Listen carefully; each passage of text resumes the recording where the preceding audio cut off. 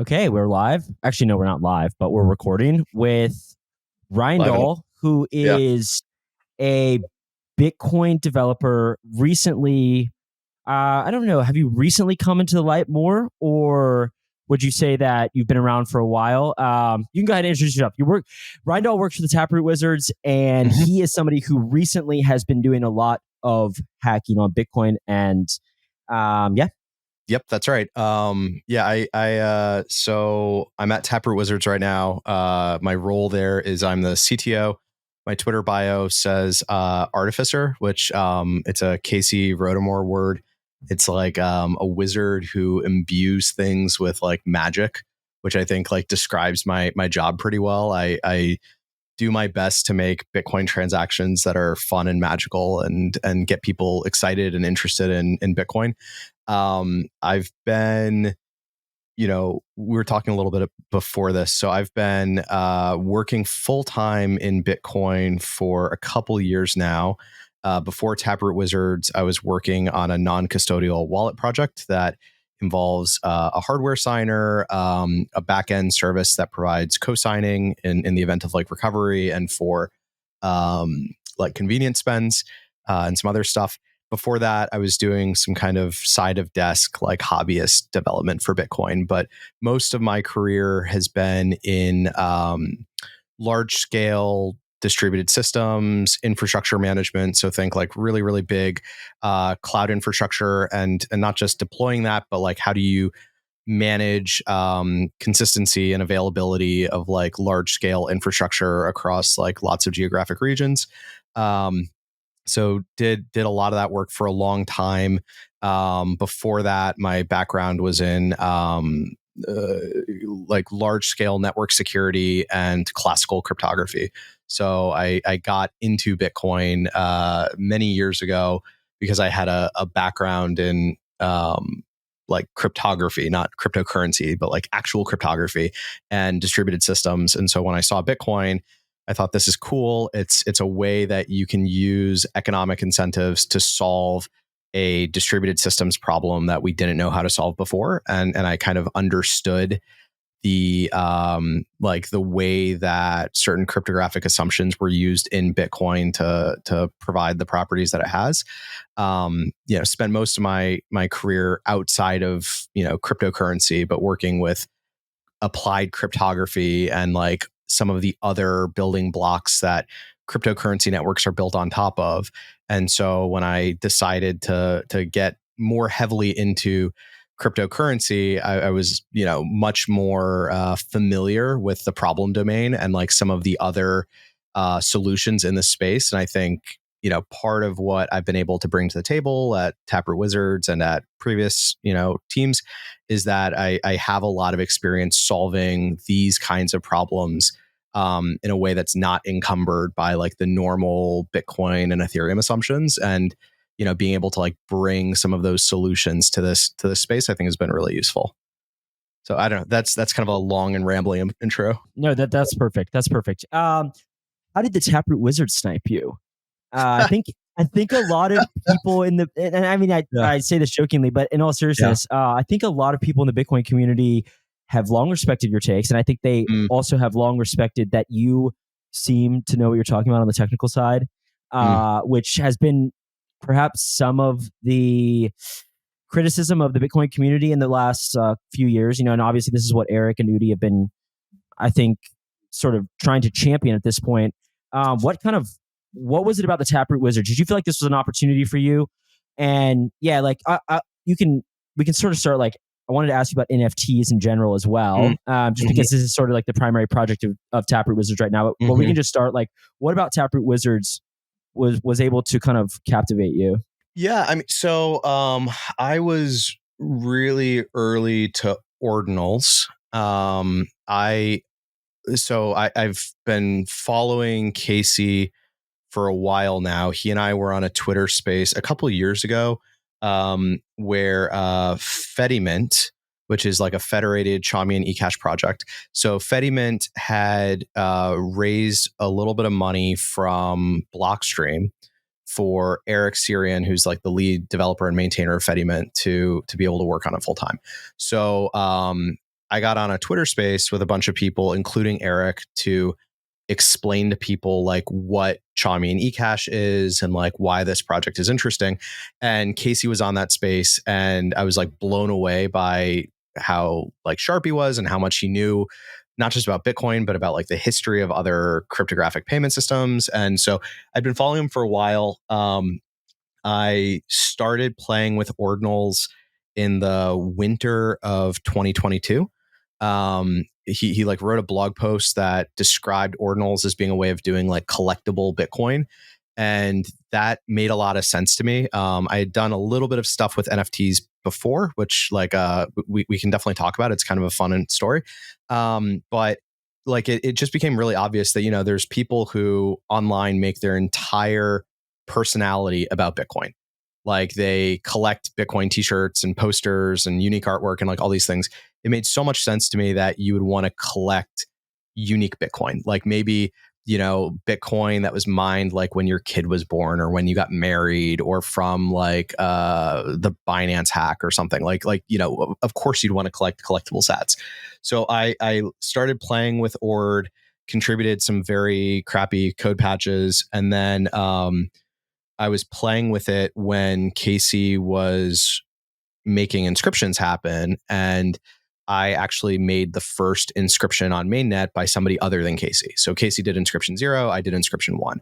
I made inscription 1 be a dick butt for a whole bunch of reasons. Like the dick butt was the art. And so, you know, inscriptions was kind of popping off. I put the dick butt inscription on a Sats card, which is like a NFC card that you can use to hand around Bitcoin.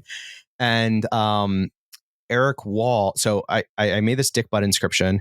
Dennis Porto, who has like written a lot about different cultural things in the cryptocurrency ecosystem, wrote a really interesting blog post in January of last year about ordinals.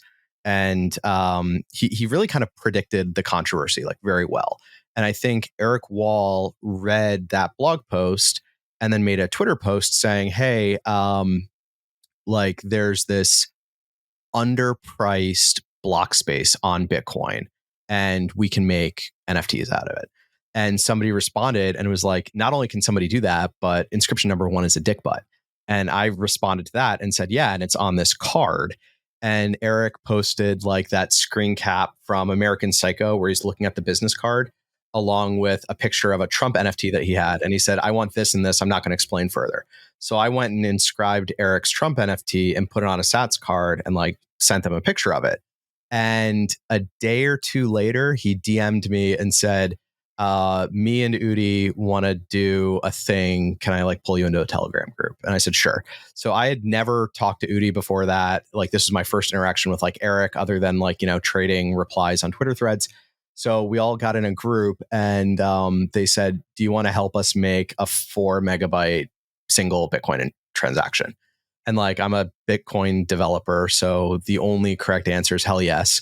So we like worked over the weekend to make the 4 megabyte Taproot Wizard. So we did that. And that was a lot of fun. And it was kind of a skateboard trick on the blockchain.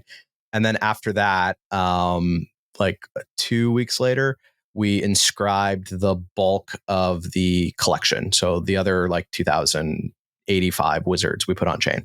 And so I like wrote all the software to do that and kind of like did the rubber meets the road part of the inscriptions. And after we did that, we got together as kind of a group. Like team is maybe too loose, but like the group of us that were working on this got together, and Eric and Udi laid out this vision of, you know, we could just go and sell these and like make a quick buck, but you know, there's an opportunity here to say, you know, NFTs are very good at community building. And what if we kind of harness the community building power of NFTs and direct that at, you know, helping people become better Bitcoiners and like pushing Bitcoin culture forward. So we came up with this idea, and I say we, like the group came up with this idea of like, let's do the wizard quests. And so, you know, quest 1 was like you change your Twitter profile to have like a wizard in it. Quest 2 was you install a Lightning wallet and send $2 to the Human Rights Foundation. And then Quest 3 was like the Wizard Shower. And, the idea was like, we can give people incentives to interact with Bitcoin in ways that they like haven't done it before. So that happened. Taproot Wizards was kind of like a side of desk project for me for the next like 6 months or so. Like the team would message me and say, hey, we need help, inscribing this honorary or doing this thing. But, Udi and Eric and the rest of the kind of core team were mostly like running the Taproot Wizards effort. And a couple of months ago, I was working full time on this like non-custodial wallet that's aimed at consumers. And I got into that project because I originally, when I was leaving my non-Bitcoin job behind, I wanted to start a company to do like non-custodial like sports betting on Bitcoin using discrete log contracts. And so I built a prototype to do like a Super Bowl bet. And a friend of mine who he's like a software developer, he works at NVIDIA, he knows how to use computers. It took him like 2 hours to pick out which Bitcoin wallet he was going to use. And I was like, this is insane. Like we have to make this easy. So I spent like 2 years working on really accessible non-custodial wallets and thought I was going to be doing that for like a decade. And Udi came to me a couple months ago and said, I think we're going to try to like raise some money for Taproot Wizards and we're going to like make this a real company. There's like more vision here and there's more of the stuff that we've been talking about because we had been talking kind of the whole time. And the thing that was exciting to me about the vision, like, this is all long rambling way of you said, like, what was the pitch? How did they snipe me?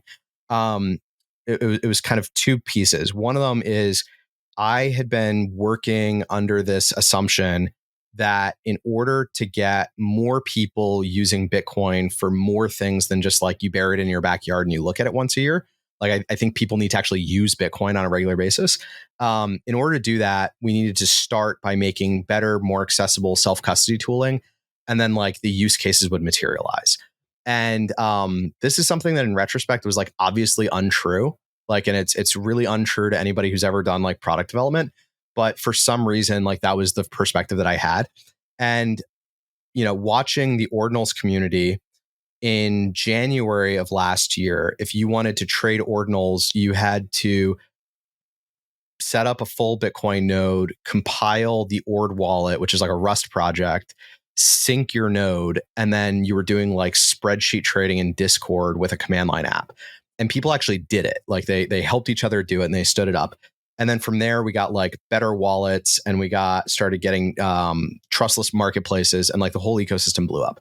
And so it's really, really obvious that if you build the compelling use case and you can get people to kind of push through crappy UX to do that use case, then that's actually where you should be building. And so, the conversation that I had with Udi a couple of months ago was basically, if you look at what's happening in the ordinals ecosystem, it's a little microcosm or it's a little terrarium sized Bitcoin circular economy. Like 100% of the people in that ecosystem are holding their own keys. They are using Bitcoin as not just a store of value, but also a medium of exchange and a unit of account. And they're building non-custodial, trustless swap marketplaces using like PSBTs and like interesting wallet constructions. There's companies now that are doing like borrow lend markets using DLCs, like all the things that people want for a future Bitcoinized world are all being built. It's just being built around JPEGs because speculation is the demand driver. And so it just really struck me that if we wanted to push sort of Bitcoin application tech forward, we needed to be able to do that in a market and an ecosystem where people were actually willing to use it. And Ordinals seems to be that spot. And then the other part of it was, just looking over the last year, I think the impact that Taproot Wizards specifically and the Ordinal community broadly has had on Bitcoin culture has been really profound. And I think you see a lot of people who are either coming to Bitcoin for the first time or coming back to Bitcoin from other places. And they're finding a culture where they feel like they can be included and they can be part of the conversation. And I think that's like really exciting. So I think that, yeah, I mean, like there's just an opportunity here to make the Bitcoin culture like more inclusive and maybe bigger than it was before. And I think that there's also a real opportunity to build products and services that people actually want to use, that maybe some small percentage of them are also more useful generally to like a future Bitcoin economy. So like those two things, put together were kind of the opportunity. I get to wear a wizard hat to work, and like that's a bonus. But like trying to push Bitcoin forward is what I'm here for. I want to ask you quickly, did your mind change about NFTs though? Like, so yeah, prior to, okay, yeah, like did you when they were elsewhere and when you were witnessing sort of the first explosion of JPEGs on these various blockchains, did you have sort of a cynical view and then you had your mind changed, would you say? Yeah, I had a cynical view for a bunch of reasons. I mean, I think one of them, and I think some of my criticisms of NFTs on other blockchains, whether it's ETH or AVAX or Sol or whatever, like I think some of them are legitimate. And I think some of them are things I was wrong about. So, look, you're trading a token that has a pointer to like an IPFS pin is like not good. And like that was one of my criticisms. I worked a little bit on a project to try to do more durable storage for NFTs at like a infrastructure provider, and like that was a major concern in 2021, and I think that that's probably still a concern now.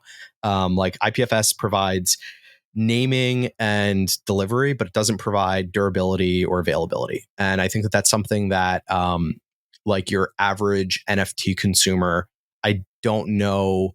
Probably now it's a lot more obvious, but I think like circa 2020, 2021, I think the median NFT enjoyer was probably confused about what things IPFS provided and what things it didn't.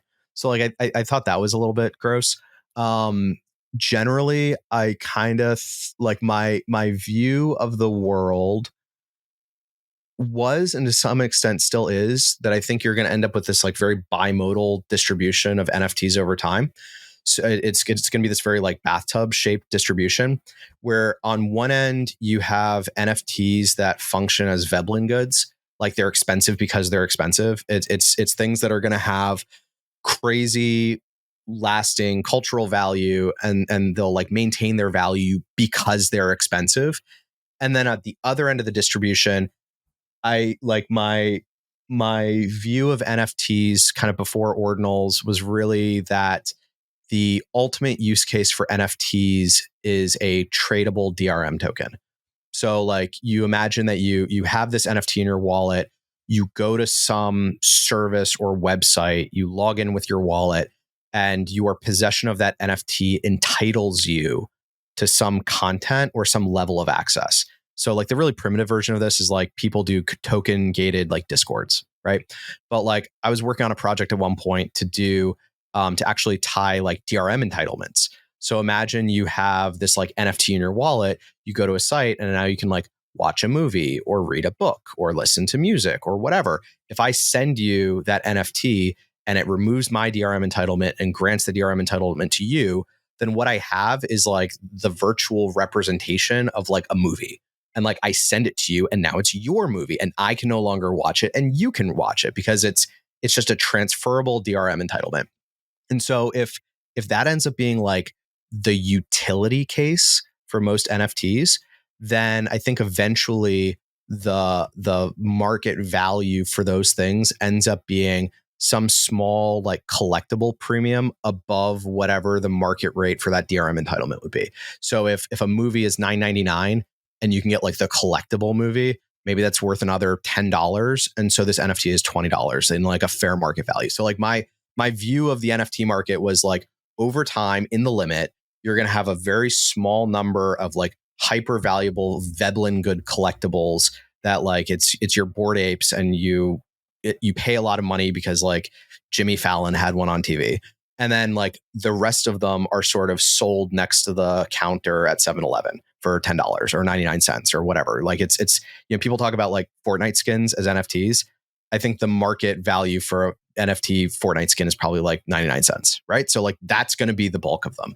I think the thing that is interesting about ordinals is because of the mechanics of Bitcoin, you're not going to do mass market like DRM entitlements on Bitcoin. So like that latter case can't really exist on Bitcoin in the way that we do ordinals now. Maybe there's some L2 that you can do, but like the way that we do them today, it just doesn't make sense economically. So I think the only reason to do ordinals on Bitcoin is for that kind of like Veblen good long-term like cultural impact thing. So I think we're going to have a lot of ordinals on Bitcoin that kind of go to zero, but you're going to have a small number where if they have cultural impact, then they're valuable long-term because they're scarce and they're on Bitcoin, like all the data is there. And, a thing that Udi said that really resonated with me was, if Bitcoin is digital gold, then these things are digital jewelry. And that like makes sense. Like the reason why, if you buy a $200,000 watch, it's not because there's $200,000 of precious metals in that watch. It's because there's a artificial scarcity around that watch, and you wear it as a form of conspicuous consumption to say like, hey, look, I can spend $200,000 on a timepiece that tells worse time than a $10 Casio. So, I think high-end NFTs are a similar thing. Like, if you spend 18 hours a day on social media and you make your PFP be $100,000 NFT, then it's a form of conspicuous consumption. And like, that's what people are paying for. And, I think that the thing that I had gotten wrong, early and was interesting to see in the ordinals ecosystem was like when this was popping off, I spent a lot of time in Discords and Twitter explaining the exact mechanics of how ordinals work. And like, this is the thing that you're buying. Like you're not buying the image, you're buying a SAT that you're buying a UTXO that if you run this other software that provides this overlay on top of the Bitcoin transaction graph, it shows up in your wallet as an image. And I'd like very precisely explain this to people and they'd say, yep, I understand, please take my money. And once I kind of understood like, no, these are like informed consumers that are doing this because they're speculating or they're trying to do conspicuous consumption, then a lot of my, misgivings about NFTs like disappeared and it like made sense. A lot of Bitcoiners, maybe they still have reservations, but they've come around to the notion that these people are more or less aware of what they're buying. Like, and that is like that's a big chasm to cross in many ways. It's a huge chasm. I think it's still reasonable for these people to have reservations. I mean, and I understand why they may still feel this way. And I also understand that they may not matter that much and people are going to do whatever anyway. So, but, okay. So I wanted to ask you, you did something kind of hilarious, which got some coverage, but you wrote this bot that, and tell me if I'll let you explain it, but you were essentially sniping tickers out of the mempool on these BRC20 tokens. So first I want to ask you, this was like, I thought this was pretty interesting. Certainly an example of MEV. I mean, sure. Eric loves talking about MEV on Bitcoin. And but this is certainly an example. But then also I wanted to ask maybe you can start with just your general view on BRC20s and the tokens on Bitcoin. And then also maybe this bot you wrote. Yeah. I mean, man, BRC20, like I have such a love-hate relationship. So I think Domo, who's the creator of like the BRC20 standard,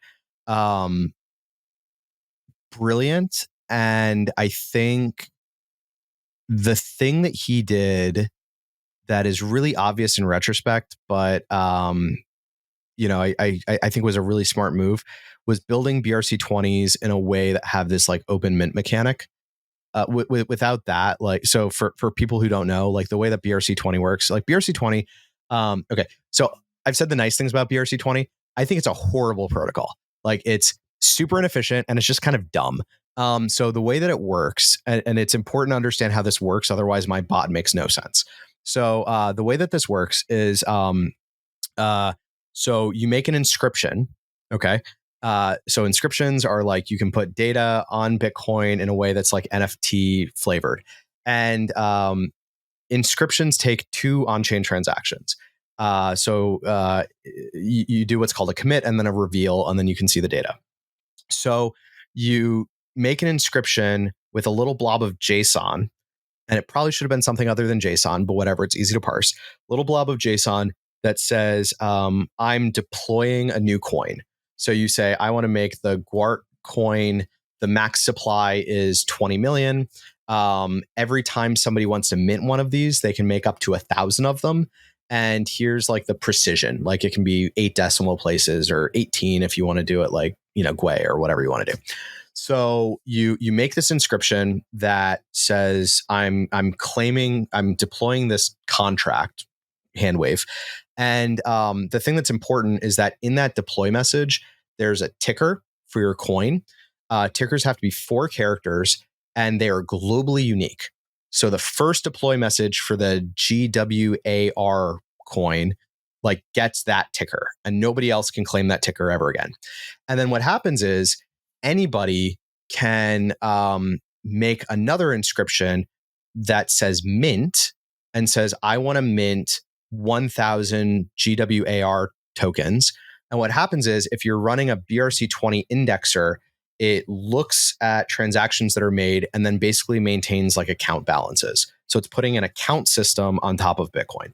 Now, one of the reasons why I think this is dumb, there's a bunch of them. One of them is the way that then you do transfers is, say that I have like 10,000 Gwar tokens and I want to send you one of them. I inscribe a transfer message and then I send you the transfer inscription, and then it updates both of our account balances. But once I've done that, once I've sent you that transfer inscription, that inscription is now not worth anything anymore. Like, so we're using inscriptions as like a data publication mechanism, but the token value isn't actually tied to the inscription. The inscription is just there to publish like an announcement of intent. And then the indexer has to parse that, apply some set of consensus rules, and then update account balances. So one of the effects of this is you have a lot of these inscriptions that are like spent messages that are sitting in people's wallets that have zero value.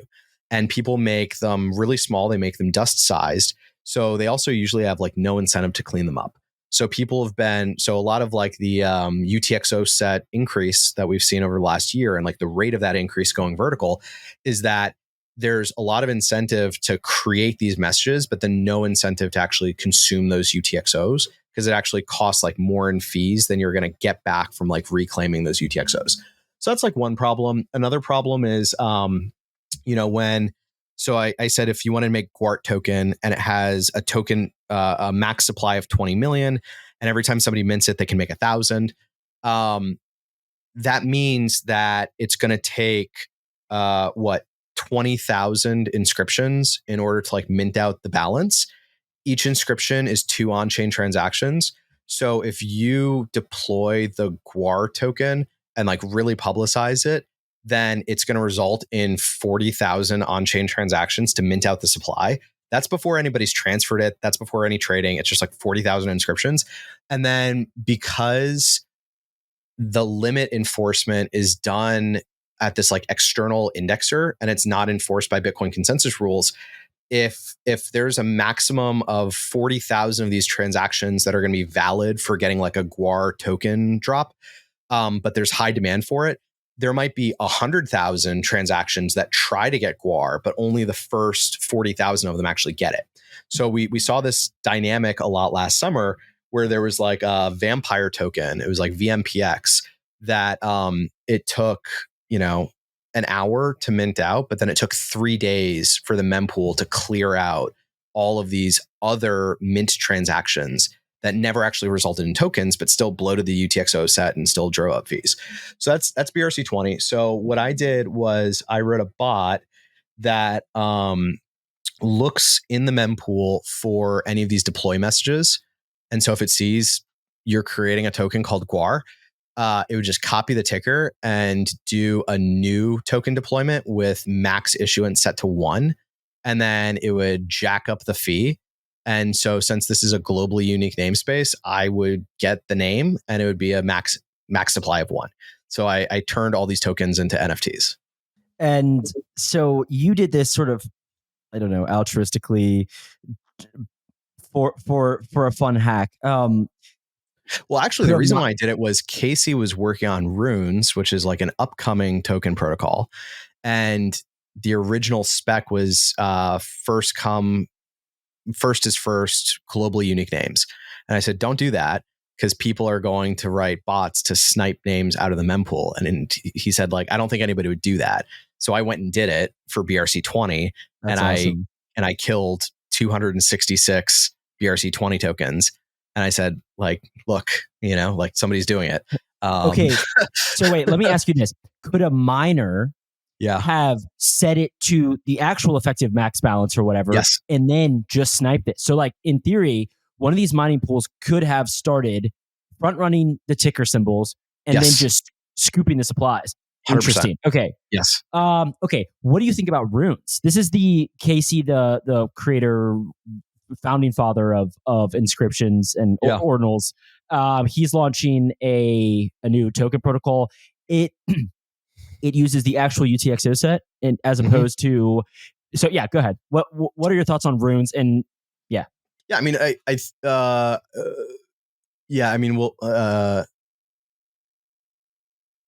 it seems like a much better design protocol than BRC20. I think it's better designed for a couple of reasons. One of them is the token value actually follows Bitcoin UTXOs, which is good from a harm reduction perspective. Because like one of the things I really like about inscriptions is it's really obvious that Casey spent a lot of time thinking about how do you do NFTs on layer 1 Bitcoin in a way that minimizes the negative effects that kind of data publication would have on the layer 1 chain. So like with inscription specifically, the data goes in a portion of the transaction that actually never has to be validated. Like it doesn't add additional validation costs onto nodes. It's prunable. It's downloaded once, but then it doesn't go into the UTXO set. So it's like the least harmful way that you could do data publication on Bitcoin. And it's like very thoughtful.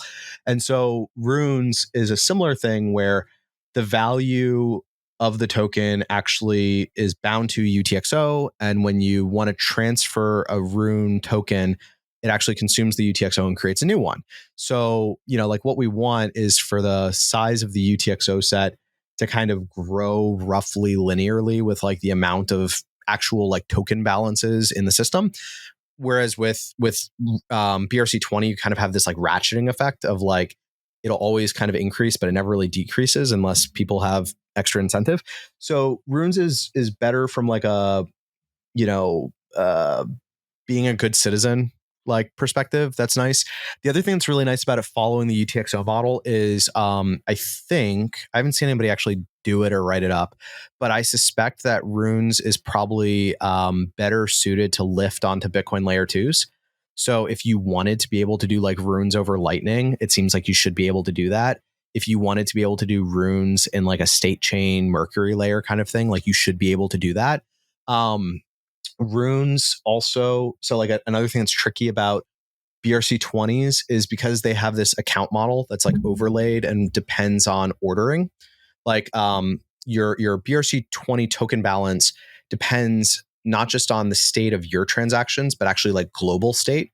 Because if there's 10 tokens that can be issued and there's 20 transactions that happen, you have to look at order of block inclusion to see like which 10 are valid and say these other 10 are invalid. With Runes, you can validate the validity of a rune by looking at a particular UTXO and then following its ancestors backwards to see if it lands at like token issuance and then validating all of the transactions going forward. So that means that you could do things like have an SPV proof of your runes. Like if I have a light wallet, like a lightweight wallet that gets SPV proofs from like a full node, I could fetch a series of SPV proofs and then do a bunch of like validation on that and have like a high degree of assurance that my rune is actually mine and it's actually valid in a way that you can't with other token protocols. So I think that's really cool. Casey did the smart thing and built it so that you can do open minting. with runes, which I think is important because if you want to compete with BRC20 in the marketplace, you need to be able to compete at the killer feature. And like the killer feature of BRC20 is this like open minting mechanic. Yeah, I'm cautiously optimistic. I think it's it has the potential to be really popular. Do you think? What are your overarching thoughts on tokens on Bitcoin? Is this a pause? Actually, let me ask this another way. Do you delineate tokens with pictures versus tokens without pictures? Like, because this is something quite interesting to me. Like, it does seem that some people have drawn lines in the sand, and it's not immediately clear to me why sometimes. Like, and especially if, I guess maybe this is a bit of a cynical rationale, but like, if 99% of people are speculating on NFTs, and 99% of people are speculating on the tokens without JPEGs attached, like functionally, it's like, are we trying to ascribe some like this is okay versus this is not? And this is what I've wondered just in general about, maybe more specifically with how Bitcoiners have looked at this, because I have seen some Bitcoiners have very strong conviction about NFTs and like loving the fact that there's NFTs, and then have very strong reservations about tokens and BRC20s. And I found it interesting. Like, is there some type of, what are your thoughts? Yeah, I mean, I'm probably like I'd say that my view is a little bit more nuanced than like NFTs good, tokens bad. If you had to flatten it to something, I'd say I'd probably flatten it to NFTs fine, most tokens bad. But like I'm still, it's something that I'm always reevaluating, and I think my rationale for it makes sense to me. I'll say this out loud, and then like tell me if this makes sense. And like if I'm making some huge like logical fallacy, like I'd love the feedback. But okay, let's like start with the primary use case for everything in crypto is speculation. Like even Bitcoin, if you're like a hardcore like sound money, laser-eyed book of safety maximalist, and you say, I buy Bitcoin because it's the hardest money and because I want to preserve my purchasing power over time. That's like a thing that people will say, like, unironically and just like dead serious. Even if that's your perspective, you are still speculating on the value of Bitcoin, because like preserving purchasing power means that it's going to be worth more in the future than it is today, or at least the same amount in like dollar denominated terms, right? And if you hold this view about Bitcoin, then you probably also hold the view that fiat is inevitably going to be debased down to zero. And so preserving your purchasing power necessarily means that Bitcoin has to go up in fiat denominated terms. Otherwise, like, what are you doing here? So most people are speculating on Bitcoin and other cryptocurrencies.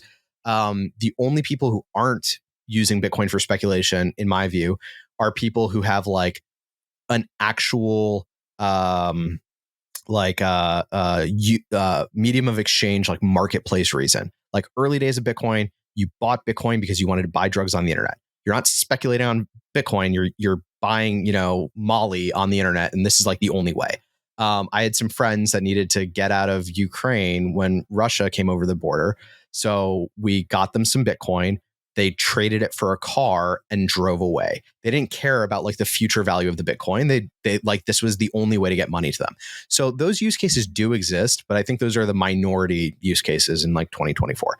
So, okay, everything is speculation. Fine.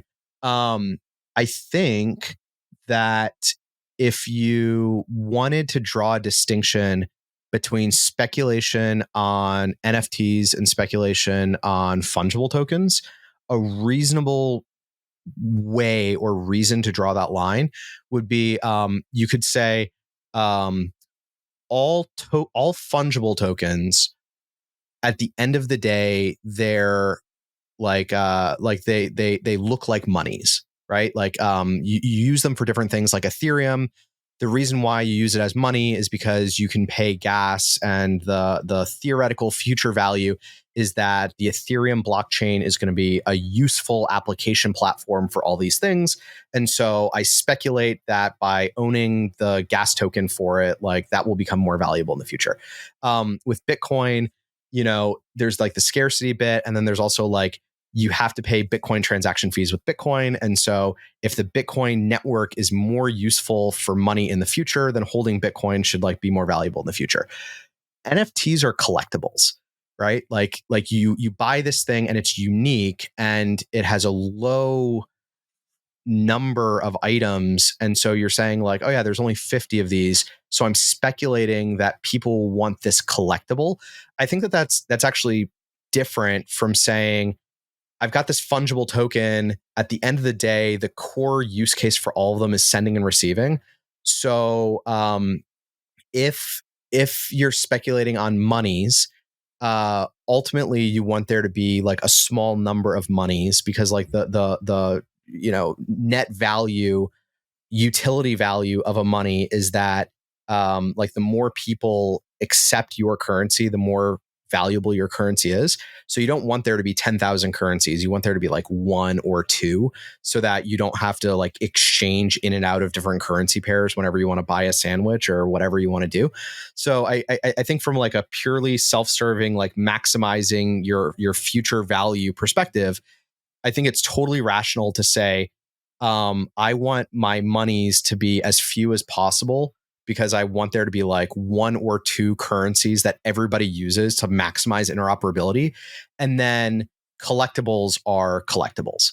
And like NFTs don't really compete for monetary interoperability against Bitcoin the way that like Ethereum or Sol or AVAX compete with Bitcoin. Right? Like Ethereum, if you ignore the smart contract bit, Ethereum kind of like directly competes with Bitcoin. I don't think anybody would reasonably say like, oh yeah, in the future, you're going to buy your cup of coffee with your Bored Ape. Like that doesn't make sense. That's not what you buy it for. So I think that there is a rationale that you can draw to say, I am perfectly comfortable helping people speculate on collectibles, but I want the number of monies in the world to reduce. And so I don't want to be propagating more monies. I don't know if I buy that, but I think that that's like an argument that you could make reasonably. No, I think I probably agree with you mainly. I will say, with that said, tokens now, especially, I mean, you have like, I would sort of delineate between L1 gas tokens maybe versus application tokens. A lot of application tokens now present themselves more like equities, or so they confer some rights. And this is what I'm sort of curious. I mean, is this something that you see potentially happening with Bitcoin protocols built atop? I mean, maybe there are some intricacies to the L1 of Bitcoin that make this a little bit more difficult. Just maybe at the starting point of where I've kind of thought about this. Like we're already far enough along without a lot of Turing completeness or expressivity and a lot of dexterity upon which to build. We may be in a good spot with Bitcoin in like sort of the base layer, preserving some of, I don't know, maybe the more monetary use case. But I am curious if you see these tokens ultimately evolving into something like, you know, a Uni token or an Aave token, or like something that confers some type of rights that they're I don't think they're not saying we're going to go to the supermarket and buy, you know, groceries with Uni, but they are conferring sort of another type of right. Yeah. I mean, like, I think like the two, so for everything I just said, like take all that I just said and throw it in the trash, right? Because like, or you know, maybe put it to the side.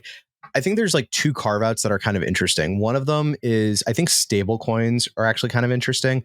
The question about like, do you do collateralized or do you try to do some like algorithmic thing is like a good question. But like at the end of the day, I still have to pay my bills in dollars. And so, you know, one of the things that I think the Bitcoin ecosystem could benefit from is like, you know, if more Bitcoiners looked at like Aave or something and said, how could we build that with better trust assumptions? It would be really nice as a Bitcoiner to be able to go and like borrow some fiat against my Bitcoin without handing it to a custodian. Like that's a useful thing if you believe that Bitcoin should only be money.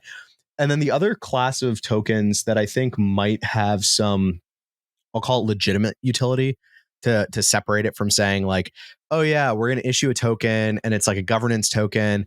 but it's a governance token that doesn't actually control anything. You just get to like vote on what our intern puts on the Twitter account, which is what a lot of these end up being. I think that there actually have been some interesting tokens that have been used where, like at the end of the day, the utility of it is to over collateralize bonds for trusted roles, where if somebody in that trusted role abuses their power, it drives down the value of their bond. And so they have economic incentive to act correctly. So like two really good examples of this. One of them kind of outside of Bitcoin is like Thorchain like manages its Bitcoin wallet, right? By having like for people that don't know, like Thorchain is this L1 for basically doing it's kind of like a DEX between different L1s. So if you want to swap like Bitcoin for ETH, you can like do it on Thorchain. And the way that works is, they've got to have a big wallet full of Bitcoin. And like, how do you make sure people don't just abscond with the Bitcoin? And the way that they do it is that wallet is like a 40-person threshold multi-sig using like MPC, and all of the signers have to put up a bond of rune token. This isn't like Casey's runes, but this is like another rune token that that's like more than the value of the Bitcoin. And rune is only valuable to use for exchange fees on Thorchain. So if they like run away with all the Bitcoin, then nobody uses Thorchain anymore, and they just lit all of that rune on fire. That rune is worth more than the Bitcoin, so they have like economic incentive. There's a similar thing in the pure Bitcoin ecosystem that most like hardcore Bitcoiners actually don't know exists, which is in the BISC exchange. So BISC is a super based peer-to-peer exchange for Bitcoin. So if you want to buy Bitcoin with like cash by mail, you can literally do that on BISC. You can like mail somebody a bag of cash on BISC and get Bitcoin. And there's a bunch of trusted roles in the BISC protocol where there's like arbitrators for mediating trade disputes. There's like the person who owns the DNS domain. There's the person who runs the Twitter. There's like the people who own the GitHub. If those people were malicious, they could cause a lot of damage to BISC, and they could like steal a lot of money. So the way that BISC manages that is they have a colored coin called BSQ, and the only utility for BSQ is paying BISC transaction fees. So if you want to be in like a trusted role in BISC, you have to buy a bunch of BSQ from the marketplace and post that in a bond. And then there's a BISC DAO that can vote to slash your bond. So if you're like the guy who's running the BISC Twitter and you start abusing that power, then they can like light your stake on fire. And it's a way that they can provide like economic security. So I think, with Bitcoin, as people are working on new L2s, I think a lot of the new protocols that people come out with on Bitcoin are ultimately going to reduce down to like multi-sigs. Like they're basically going to be like multi-sig security models. And so if you need to have crypto economic trust that those signers aren't all going to collude and steal the bag, you have to have them be able to lose something that's more valuable than the bag that they're signing for. And one way to create that is by having a token whose value isn't tied to Bitcoin directly, but is tied to your layer 2. And I think that that's like a model that a lot of Bitcoiners are uncomfortable with. But unless we get, way more expressivity in Bitcoin, I think that that's going to be the best that we can do. Interesting. Well, that's a good segue into layer 2 development. I talked to Eric first podcast, and he is. It was a good episode. I really liked it. Okay, well, thank you. I appreciate that. So obviously he's been in the weeds on rollups recently. There's been a lot of talk about rollups. I see you still hacking around with Lightning, talking about Statechains, talking about a lot of these. It's interesting. I want to hear your views on rollups, and we go from there. Rollups are interesting. I'm really interested in rollups more. Okay. I don't think the final ultimate solution for scaling on Bitcoin, whether it's just like scaling throughput or scaling expressivity, is going to be exactly like what we have with rollups and other ecosystems, for a bunch of reasons. Like one of them is just the amount of like just the amount of state that would have to go on chain, like every block or every 6 hours, or like, however you want to design your system. Like Bitcoin is going to have small blocks for the foreseeable future. I don't think you're going to have all the state beyond Bitcoin forever. Like I think the only way that Bitcoin scales is to get state off of the main chain. I think a lot of the work that's been done on Starks and better Snarks to enable rollups is actually the interesting thing. And I think what's going to be really interesting is whether it's Validiums or other constructions where you're like posting proofs onto L1 and being able to validate those proofs on L1, but you put data availability somewhere else, I think is ultimately like where we're going to want to end up.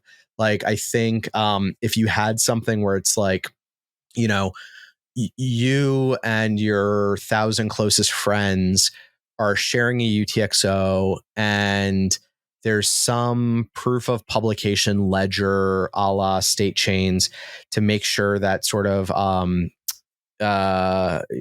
you have like soft finality between like proof data actually being published somewhere, to make sure there's not like double spending happening kind of at those like soft finality checkpoints. What would be great is if you end up in a situation where like the happy path is you have these like really minimal scripts that just sort of post proofs every however often. If you want to get coins in and out of these constructions, you have marketplaces where people can do kind of atomic swaps between like Lightning and these coin pools, or between like L1 and these like coin pools. And if you have to do the unilateral withdrawal, then you're posting giant proofs and witness data, and like that's all fine. But I don't think you're going to want to put all of like the proof witnesses in every Bitcoin block or something, because I think it just like limits how many accounts or how many virtual UTXOs or whatever it is you can actually support the chain. I think Lightning. I'm not super bullish on Lightning for end users. I think Lightning as settlement between other L2s or as settlement between other like always online entities makes a lot of sense. But I think that there's probably a lot of lessons that we can draw from Lightning about like how do we do state management between like pairs of people offline in a way that's reasonably decentralized. I think is like interesting. I think that there's like a whole design space for how do we do multi-party like state publishing and reconciliation that a lot of people have just sidestepped, because they say, okay, we're going to publish all the data to ETH L1, and then like when that gets too full, we'll just like throw it over the wall to some other blockchain. I think people have like avoided that problem, but I think at the end of the day, like what we're going to have to get to is like this data is shared between contract participants, and if it gets lost, it gets lost, and like you lose your money. So don't lose it, and maybe you outsource it to other people. But yeah, I don't know. I don't know if that actually answers your question. I'm excited about rollups. I'm more excited about the work that rollups are funding. Like if we end up with like really, really efficient ZK provers and verifiers, and that's all paid for by rollups, but we do something other than rollups, I think that's a great outcome. Yeah. Okay. I want to like go back to something you said a little bit earlier, and now I'm just kind of zooming out, and you can take this however you want. What do you think people need? Okay, so I'll tell you what we've kind of discussed so far. Like collectibles on the L1. Okay, and I think we're still sort of experimenting there. It's these are like off-chain consensus protocols anyways. So like we're kind of going to settle around something, but it seems like ordinals and BRC20s and maybe runes. So like we're going to have some L1 tokens and collectibles, and we'll see where that goes. Cold storage, wallets, self-custody, like that seems like a priority for you. This has been a priority for Bitcoiners for a long time. It's probably not solved yet, but like this is something that you seem to think is, paramount. And I think anybody who is in crypto and at least believes in the self-sovereignty aspects, like this has got to be like one of the most integral aspects, right? What else do you think people need? Because this is something I struggle with, like, honestly. I mean, you can probably see from a lot of my tweets, like, trolling about this. Like, a lot of times I'm genuinely curious, like, we can experiment and we can do all of this, innovation, so on and so forth. But like, it's not immediately clear to me, like, what financial primitives, like you were talking about being able to borrow against your Bitcoin. I think this should be an obvious use case, right? But like when it starts to get into more complex financial systems, I'm like, I really don't know. And also, not only do I not know, but I also don't know if maybe that's okay on Ethereum or maybe that's okay on Solana. Like, you know what I mean? And so what do you look at and say Bitcoin? Oh, actually, let me phrase this more specifically. What do you look at in other ecosystems that have progressed to the point where we are, and you say, oh, Bitcoin really needs that? There are people who really need that are Bitcoiners. Yeah, I mean, so I think there's kind of two. Yeah, I'd say there's like two big things that if all you care about is Bitcoin is better money for whatever better means, maybe that's supply cap, maybe it's censorship resistance, like whatever that thing is. I think there's like two big things that are missing right now. One of them is some kind of reactive security component for L1 Bitcoin. I think that's probably something like a vault. I'm really, really, really interested in vaults. Before we just got on the phone, I just finished making a crappy but kind of impressive vault using only opcat. And so I'm like writing up a README about it, and hopefully later today I'm going to be like publishing it on a bunch of places for people to look at and start throwing tomatoes.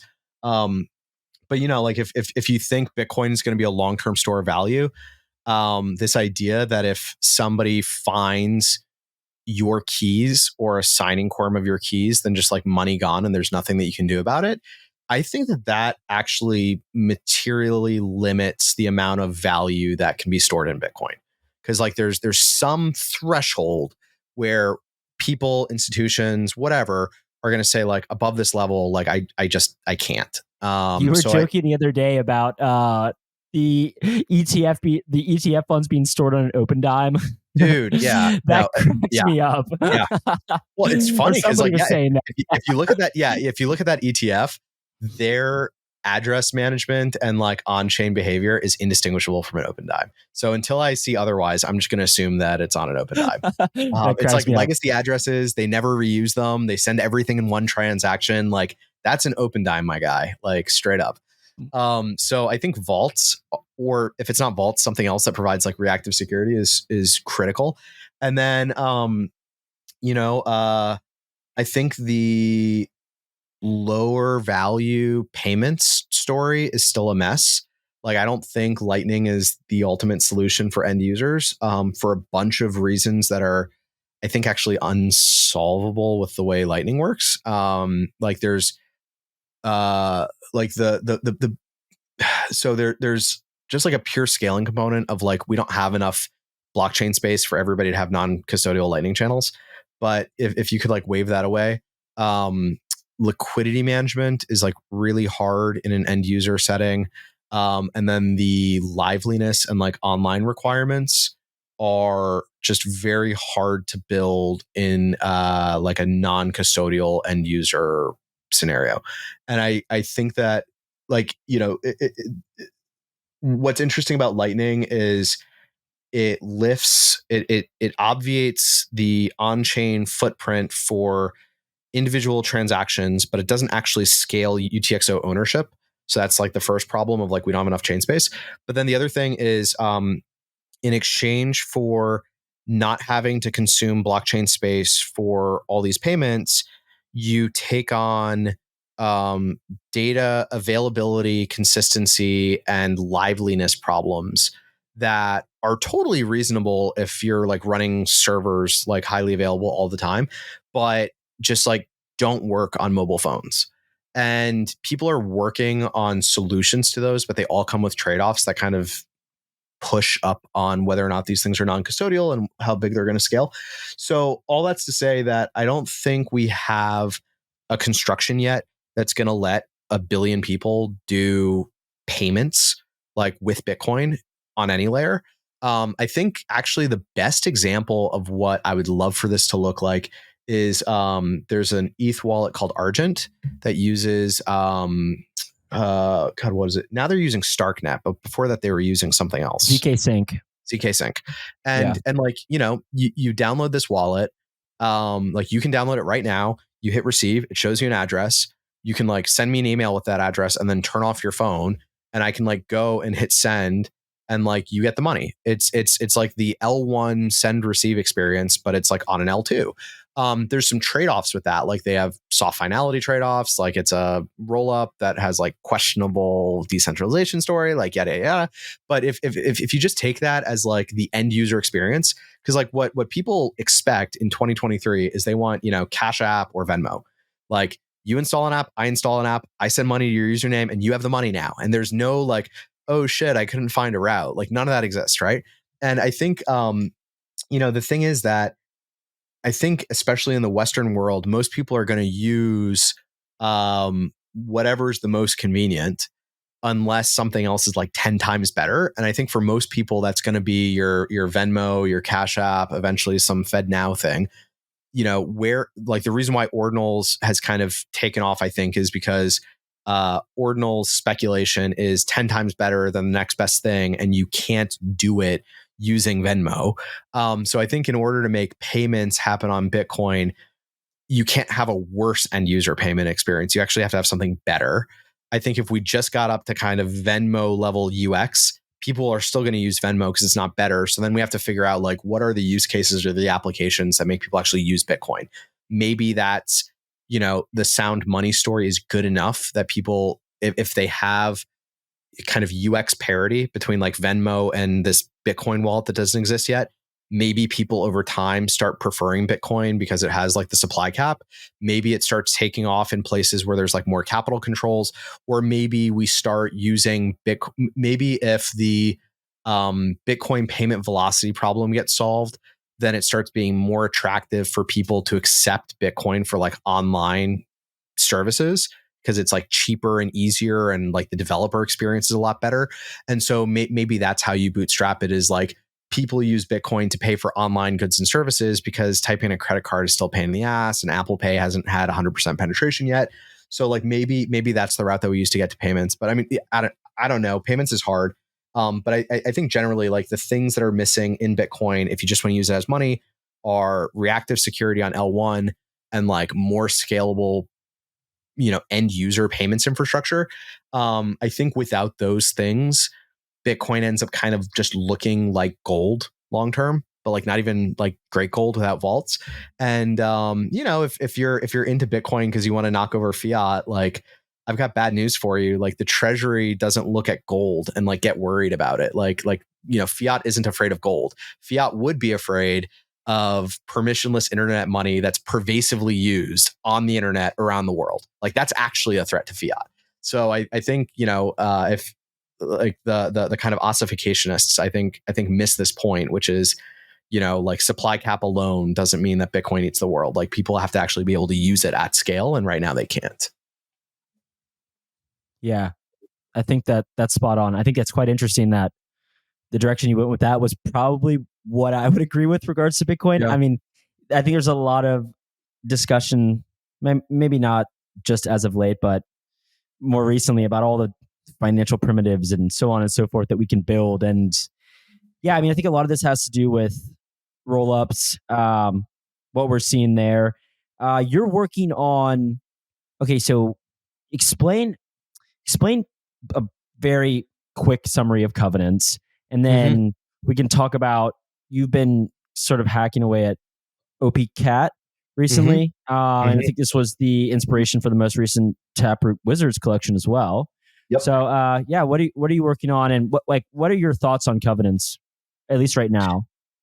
Yeah. So I mean, the short version for covenants is so every Bitcoin address is actually a little smart contract, and Bitcoin just has very restrictive smart contracting primitives. So like the kinds of smart contracts that you can write with Bitcoin right now are so every Bitcoin transaction has like inputs and outputs. right? So like money comes in, money goes out. Bitcoin smart contracts let you put restrictions on what conditions have to be satisfied on the inputs in order to spend this money. So if you think about just like normal Bitcoin transaction, I send you Bitcoin. You can spend this Bitcoin as long as you can produce a signature with a particular key pair, then you can spend the Bitcoin. Or you set up a multi-sig. As long as you can produce signatures with 2 out of these 3 keys. Or you can do a time lock. As long as I can produce signatures with 2 out of these 3 keys, and it's been 144 blocks, then you can spend the Bitcoin. So all of the Bitcoin sort of smart contracting primitives are all restrictions on the input side of a transaction. Covenants are a class of capabilities for putting restrictions on the output side. So imagine if you had coins that, you've got to produce a signature with a given key or a set of keys, but also you can only spend those coins to a particular address. Or imagine if there's like an or in your script, like a disjunction where you say, I can spend these coins with my single sig to a particular address, or I can spend my coins with these 2 keys to any address. Like that starts getting more interesting because now you can have a situation where you say like, all right, my cold storage, my store of value, my wealth, my savings, I'm going to have like an approved address. And maybe this is like my Coinbase account, or maybe it's like a hot wallet or something. And I can just push a button and sort of withdraw some amount of coins from my cold storage to like my warm storage. But if I want to send my coins to anywhere else, then I have to go on the big like national treasure hunt and like gather 15 keys together and bring them all together. Right. And so covenants are just like, how do you restrict the future movement of coins? Not just like how do you unlock them, but how do you restrict where they go? And the reason why that's interesting, one of them is like what I just described about like having more flexible spending conditions, but also if you wanted to do like multi-party ownership. So let's say that there's 5 people who all want to contribute 1 Bitcoin into like a shared UTXO. What you'd like to be able to do is set up a construction where it's like, if everybody agrees, then so this is like a little mini DAO, right? If everybody agrees, then the coins can go everywhere. But at any point, if one person wants to be able to just take their money and leave and unilaterally exit, then they need to be able to construct a transaction that says, out of this 5 Bitcoin UTXO, 1 Bitcoin goes to my address and 4 Bitcoin goes back to this new address that's like composed of the remaining signers. So in order to do that, like you have to have one person be able to sign a transaction that doesn't have arbitrary spendability, but has restrictions on how they spend it. Like I can take my money and leave, but I can't take your money and leave. So that general idea ends up being the root of a lot of ideas that people have for how we do for how we scale Bitcoin. Because like there's not enough chain space for everybody in the world to have a UTXO. So maybe what we can do instead is have more people sharing UTXOs. But in order for them to share UTXOs, they have to be able to unilaterally exit, or we might as well just have like custodial bank accounts.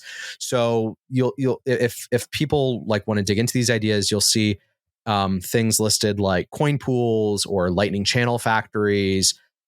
All of these things rely on there being some off-chain protocol to coordinate signatures for how you sort of advance the state of a shared UTXO, but you still have some unilateral spendability. So there's a lot of different ways to build this. So like the one that I think has probably the most community consensus is this idea from a guy named Jeremy Rubin called OpCTV. It's check template verify. So this is like you can make like a future transaction, hash it, and then commit to that hash in your script.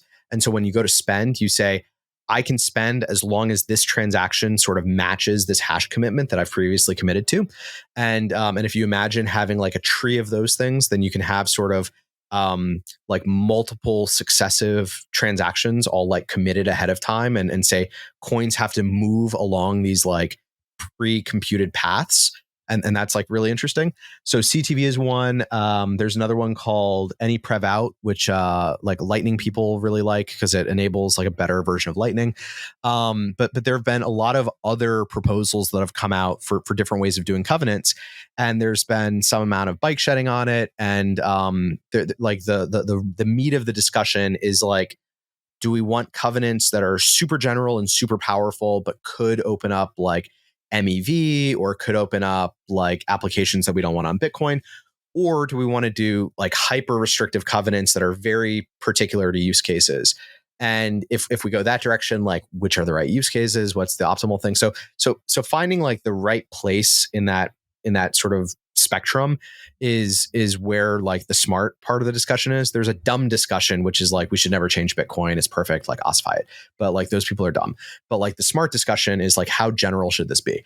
So, so what we did on Taproot Wizards is, there's been a lot of discussion mostly around either CTV or kind of derivatives of it, where people have looked at CTV and made it like a little bit more general or a little bit more specific, or like, but they're all kind of like flavors of CTV. One of the things that always comes up in these discussions is in 2021, Andrew Polstra, who's like a absolutely brilliant researcher at Blockstream, wrote a blog post basically saying, if you just had opcat, which is concatenate. So you take two elements and you smush them together. If you just had opcat, you could do some Schnorr signature magic and do covenants. And he like didn't produce any code. He didn't like build any applications. He just like yeeted this blog post out there. And ever since then, anytime anybody talks about CTV, people say like, oh, we shouldn't do CTV. We should just do cat. And so an idea that we had was, if we think that we can use NFTs to rally a community and get people to unite behind a common cause and like push something forward, which usually people do that just to like, pump their bags. Could we harness that energy and use it to try to push like the covenant conversation forward? So we think it's super important at Taproot Wizards that Bitcoin gets some kind of covenant, whether that's opcat or if it's CTV or if it's something else. We're kind of happy. Like we think that we need covenants in order to build these new primitives for Bitcoin, but we think that the conversation has stalled out and gotten stuck. And we think one of the reasons why that conversation has stalled out and gotten stuck is that it's a very small group of people who are talking about it. They've been having the same conversation for a couple of years. And, there just needs to be like more energy and enthusiasm and discussion. And maybe we need to get like new ideas into the space. And so what we decided to do was build a set of cats, because like everybody loves cats, that specifically draw attention to opcat and like the cat flavored version of covenants.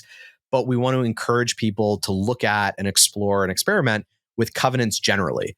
And if the outcome of opcat and us trying to push the covenant conversation forward, if the outcome of that is, the Bitcoin community comes to consensus that like, we don't actually want cat, we want this other thing. And maybe it's informed by the work on cat, maybe it's not, like whatever. But if we move forward and we get to something, then like, that's a great outcome. If the, outcome is like, oh, wow, cat is actually what we want, or maybe it's not cat on its own, maybe it's cat with some other opcodes and we bundle that up into a soft fork and we all get excited about it. Like, that's great too. But what we're trying to do is just move the conversation forward and either get covenants into Bitcoin or come to agreement that covenants are never going to happen. And we have to find some other way of enabling this functionality. And maybe it's like opzk verify. Maybe it's something that nobody's thought of before. Like, I don't really know. You wrote a pretty long tweet just a couple days ago about something you had worked on that was specifically with regards to cat that said something. I don't know if I honestly, I can't recall exactly what you said, but the essence was this can enable recursive covenants. Is that right? Like if parsed together correctly, and like, I don't know, you could probably explain better than I can, but for the Bitcoin community, hearing recursion and recursive covenants is oftentimes like a big trigger. I don't know, red flag, but yeah. I mean, it goes beyond even some of the more, I would say, willing to innovate, willing to, I mean, when you start talking about recursion, people are like, oh, this is really bad. Like this is really, really bad. So what were your conclusions with that? Also, my friend Post Capone is like demanding that I ask you a lot about OP-CAD and like what the different hacks are with it. So I'm interested to hear specifically about that, and then we can move on. Yeah, I mean, so on recursive, so let's talk about recursive covenants for a second, and then like let's definitely talk about cat, because I've been like living the cat life for a few days, and I've learned a lot about what you can do with cat and what you can't do with cat, and man, it is ugly, but it works. So so I think the recursive covenants thing is a little bit of a red herring. So there's been like a lot of covenants FUD over the years. And there's a real, I forgot what it's called. What is it, like Brandolini's principle? Or like there's this like bullshit asymmetry principle, right? So I think that like really bites us here a lot. Where one piece of covenant FUD was like, if we have covenants, then people are going to put our coins in like these covenants that you can only spend to government whitelists or blacklists, and that's like easily dispelled FUD. The recursive covenant fear, as far as I can tell, is rooted in this idea that like, if we have recursive covenants, then your coins can get stuck in a covenant that they can like never escape from, and it'll like burn your coins. And I think that that's not really rational for two reasons. One of them is one of the things that we celebrate in Bitcoin is anytime you lose your keys, it makes everybody a little bit richer. So if somebody wants to like burn their coins by sending them into a black hole covenant, then like, fine, like, thank you for pumping my bags. The second thing is even with a like enumerated covenant like CTV, where you have to so with CTV, you have to explicitly define all the future paths and like hash them and then commit to that hash. I can make a CTV chain that's 100 million transactions long. So if your coins are stuck in a contract that's going to take 100 million transactions to unwind, it's basically never ending. Like your great, great, great grandchildren will be living under the boot of my smart contract because like it hasn't unwound all the way yet. So, the thing that recursive covenants give us is from a programmability and composition perspective, like it's a lot easier to reason about a little block of code that's like recursively defined than it is to say like, okay, I need to enumerate this tree of 10 million states and then be able to like invariant check all of them to make sure that that's all sane. Maybe that's worth doing, but I think that there's also like this gets into the practicality point. Like if we're trying to build like a UTXO sharing protocol that I'm going to be doing on my phone and you're going to be doing on your phone, then every time we exchange state, we're both going to have to be able to recompute like what the address is that we're sending to. And if recomputing that address requires that you compute this like billion state tree, hash it all, send it back and forth, and then like, oh, your hash is different from my hash. So now we have to like bisect and figure out like where we disagree. If it's like a recursive covenant, then you just say like, all right, here's the code, here's the invariance, and like done. So I don't know. I think that the fear is overblown, and like we might be missing some practical engineering benefits by just like ruling them out. If somebody can say, here's the bad thing that recursive covenants enable, so we don't want it, I think that's a great conversation to have, and we should have it. But so far, most of what I've heard is like, I don't want my coins to end up in like the never-ending black hole, and like I don't think that's actually a real thing. Yeah, I want to ask you something along those lines. I was talking to somebody who he's not a core dev, but he's building on Bitcoin, and he's somebody he's building with DLCs right now. Like he's truly building with discrete log contracts. Somebody who I think is very sharp, and not that I have a really good gauge on that when it comes to technical stuff, but this is somebody who I think understands the Bitcoin code very well. And he was talking to me, and I was asking about CTV, because this CTV now has been probably the most discussed, I would say, covenant in the past year or so. And it does seem to be, I don't know, some vague consensus forming around this, right? And there's even there's back and forth conversations on Twitter now about this between people who may be sort of in the old guard and then the newer, I don't know, builders. And there seems to be like some productive conversation being had. Yeah. I talked to this kid who, and the reason I'm telling you that he is a builder is because I think this is relevant to what I'm about to say. He said, look, like CTV would probably even help us, or covenants in general would help us. But he was like, we were I was talking about how I was going to interview you, and he was like, look, there are like 3 or 4 people looking at these things.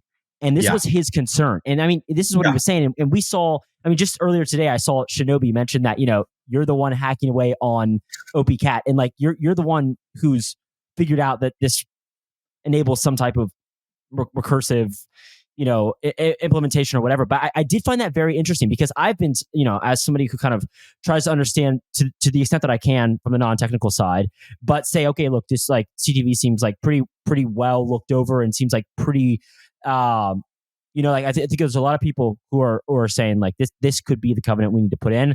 But I was really interested to hear a young kid who I think like closer to my age, younger, and he's saying like, look, like I love the idea of building on Bitcoin, but I'm telling you right now, there's like 3 or 4 people looking at these things, and like Peter Wheeler is retiring or effect, you know, like, and I thought that was really interesting because I don't know that. So, I mean, what are your thoughts on like Bitcoin Core?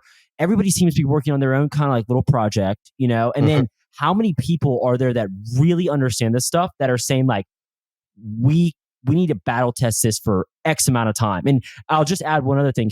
What he was saying, which I thought was quite interesting. He was like, look, we need 5 Rijndaels for a year, and we need Jack Dorsey to pay these guys to try to break this stuff, like truly break this. And at that point, we can kind of come to some consensus, because I mean, I don't even know that he thought anything was ready yet, but I don't know. Like, once again, I'm not taking a side here, but I'm just interested to hear your thoughts on like how many people you think in the Bitcoin community are really like digging into the stuff, maybe to the extent that you are. I think it's a really small number. And, you know, so I really like CTV. Like the fork that I would run tomorrow, like literally tomorrow, is James OB, who's like a Bitcoin Core contributor, put out a software proposal called Cov Tools, which was like CTV, APO, and a thing called OpVault, which gets you vaults, which is like, you know, I mentioned before, the 2 things that we need are like reactive security on L1 and like better L2 scaling. Vaults solve the first one. So like I would literally run that tomorrow. You know, I think one of the things that's like been challenging about the CTV conversation is, and one of the reasons why I liked Vault is it's like hard to articulate to the median Bitcoin user like why CTV matters. And I think, you know, especially before ordinals, but even now, I think it's like really, really hard to articulate what the scaling challenges that Bitcoin has and why we have to solve them. And there's a little bit of a chicken and egg thing where I think a lot of people will say things like, there's not actually enough demand for Bitcoin transactions to force us to do scaling. So like we'll cross this bridge when we get to it. I think the flip side of that is, you know, like I don't want to do like an appeal to authority thing, but like I've worked at a lot of large companies and small companies, like I've done startups, I've done Fortune 5 companies where we're evaluating, you know, technology. And in one of them, I was leading an effort to try to do something that involved integrating with a public blockchain. And, you know, when you look at use at that scale, looking at a technology that has a hard transaction like cap and there's no clear actionable path to fix it is like a problem, right? Like if we build the crazy layer 2 thing that could do like easy end user non-custodial payments, even if it didn't get picked up tomorrow, the fact that it exists and is practical, I think would actually bring a lot of development to Bitcoin. Because I think there's a lot of people for whom like Bitcoin would be a good technology, but they say like there isn't a credible path to all of this scaling yet. And so like, we're not going to make the investment. So all that's to say that like, I think one of the things that's hard about the covenants discussion generally is, you know, you like in order to care about that conversation, you have to simultaneously be able to acknowledge Bitcoin's current limitations and also be optimistic that in spite of those limitations, demand is going to grow over time. And if you can acknowledge both those things, then you say, all right, we have to do something. And then the funnel gets narrower, because then in order to like understand the trade-offs in the design space, like you have to be technical. You do have to push back on some existing Bitcoin like marketing and dogma. Like I've gotten this pushback a lot where we say, hey, we need covenants, and people say, why do you need to change L1, change L2? And it's like, no. The problem is you can't do L2s without changing the L1 in the way that we want to. And so, I think it's like you're already starting with like a small subset of the Bitcoin user base who actually care about this and are actually equipped to have meaningful conversations about it. And then out of that subset of people, you've got a lot of developers who are just like interested in other stuff. Like, Peter Wolla, he's been working a whole bunch on a thing called BIP 324, which is like encrypted P2P transport. It's like super important work. It's really hard. I'm glad he's doing it. But like, that's time he's not spending on covenants. And like, maybe he's just not interested in it. And like, that's fine. Like, Bitcoin's an open participation system. Like, you can work on whatever you want. I'm not going to berate people for not working on the things that I think that they should be working on. But like, there is just this like small number of people are like interested in this problem.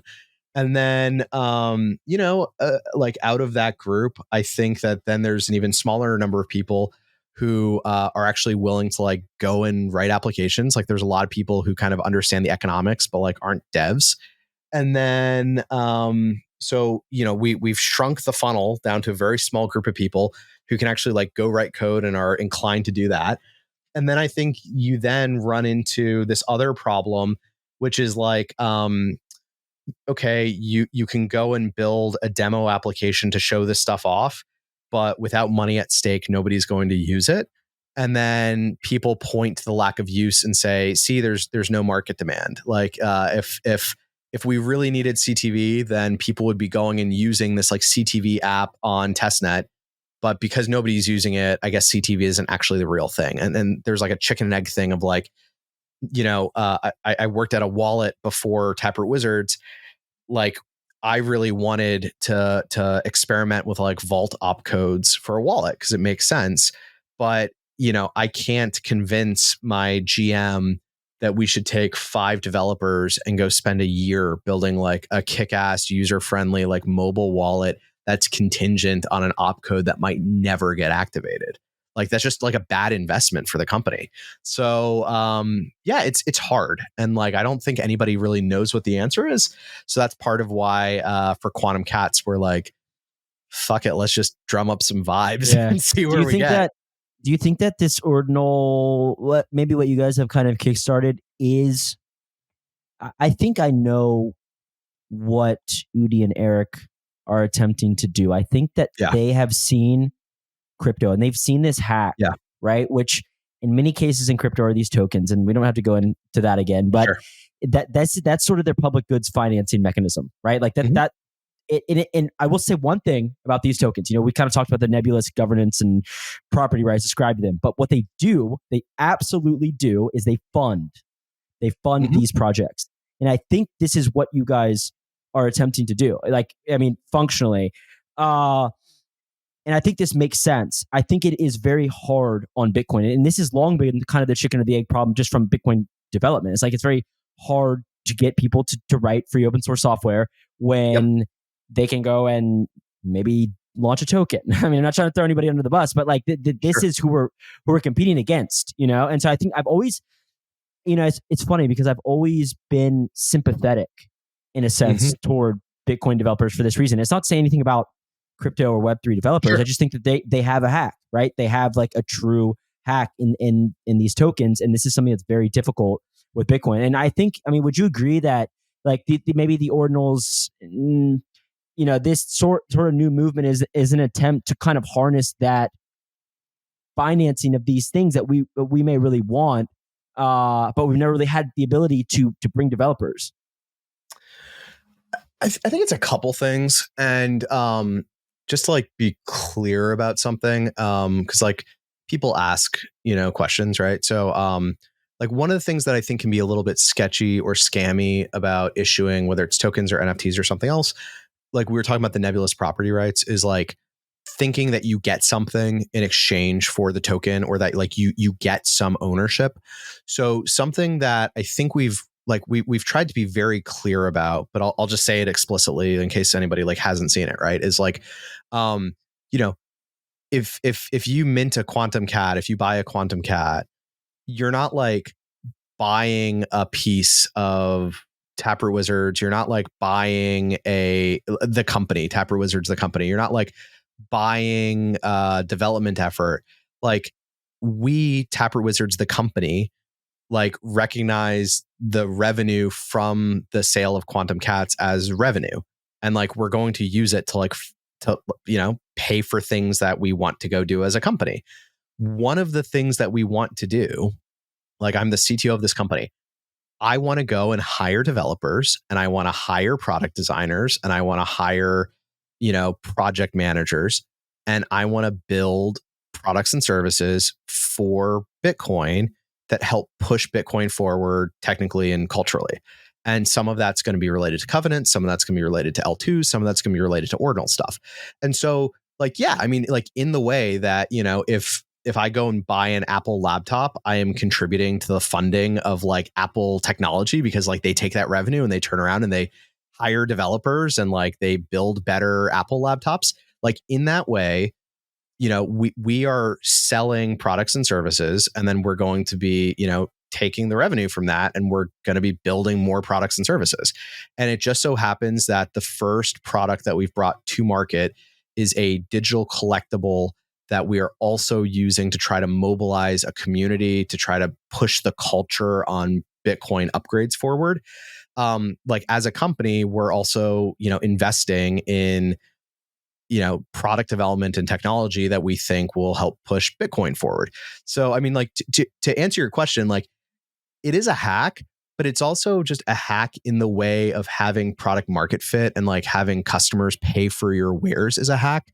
And I think that there's been a little bit of like a weird Protestant or not Protestant. What's the word I'm looking for? It's stronger than that. It's Puritan. There's like a little bit of a weird puritanical thing that happens in like Bitcoin companies, where I think a lot of Bitcoiners think either you can like go and be a profitable company, or you can do the right thing for Bitcoin. And I think at the end of the day, like in order to do the right thing for Bitcoin, you have to have a profitable company to like make that development sustainable. And so I think, like our goal is to build products and services that have product market fit that people pay us for. And then we can, continue to grow as a company and make more things that make Bitcoin better. Yeah. No, I think that's spot on. And I mean, like the fact of the matter is, all of these Bitcoin only companies, however you want to define that, like they sell something. It's not. It's like it's capitalism. It's not like no. That certainly is not lost upon me. I've just been thinking about this more with like just maybe more from just kind of being sympathetic. Maybe I don't know. Sympathetic sounds a little bit cringe, but like sure. I understand why it is. Yeah, it's difficult for.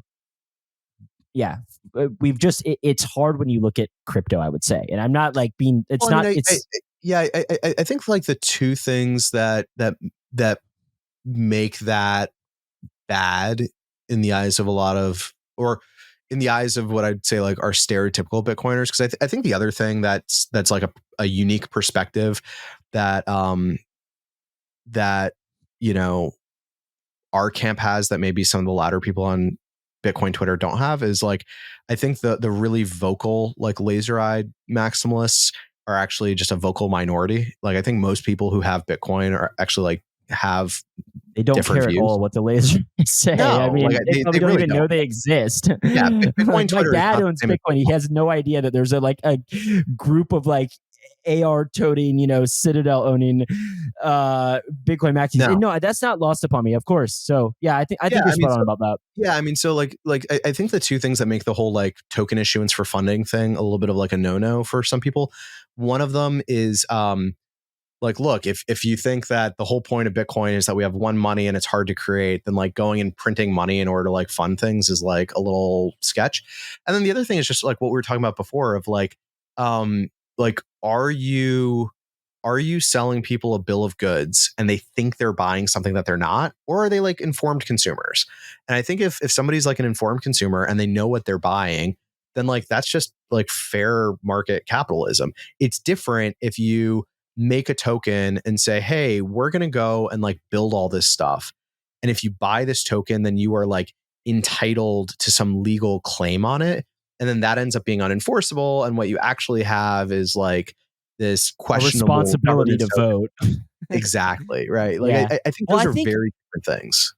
I would say one thing, and I'm just kind of giving my personal opinion here, not that it really matters, but one thing that I have thought, maybe, and why I shot out of the fence here, it's less whether or not people should be able to issue these tokens. Like, I don't think it, I try to take the stance that it's not the government's right to tell people you shouldn't issue tokens or whatever. Yeah. I think maybe more is just like, we have seen hundreds of billions of dollars go into crypto, right? Yeah. And I think maybe initially when I heard Eric and maybe some of this new school of Bitcoiners, like the only thing that I would push back on potentially is just like, okay, let's define what we mean by all in the innovation happening elsewhere.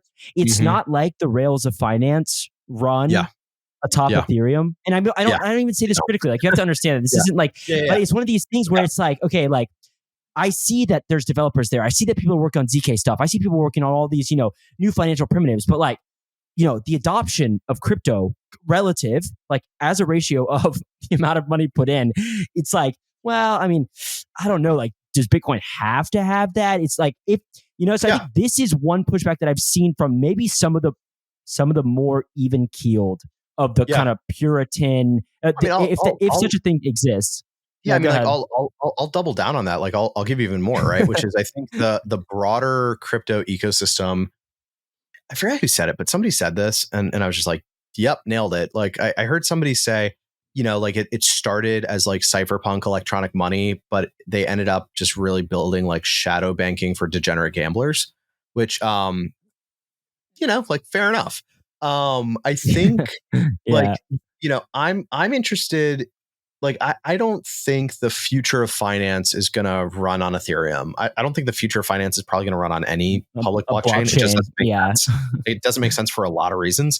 Probably tend to agree, but I mean, like I like Bitcoin as neutral, interoperable, permissionless internet money, right? Like the I still kind of really remember the moment that Bitcoin made the most sense to me. Was I did a weekend project and I like built a little web service that like you could connect and you could like pay me money. I vended a service, and like the service was like, I went and set up like DNS for you. So it was like a purely electronic thing. You don't have to worry about like, oh, are you shipping me the shoes? Like I manipulated some other bits for you that you could not otherwise manipulate.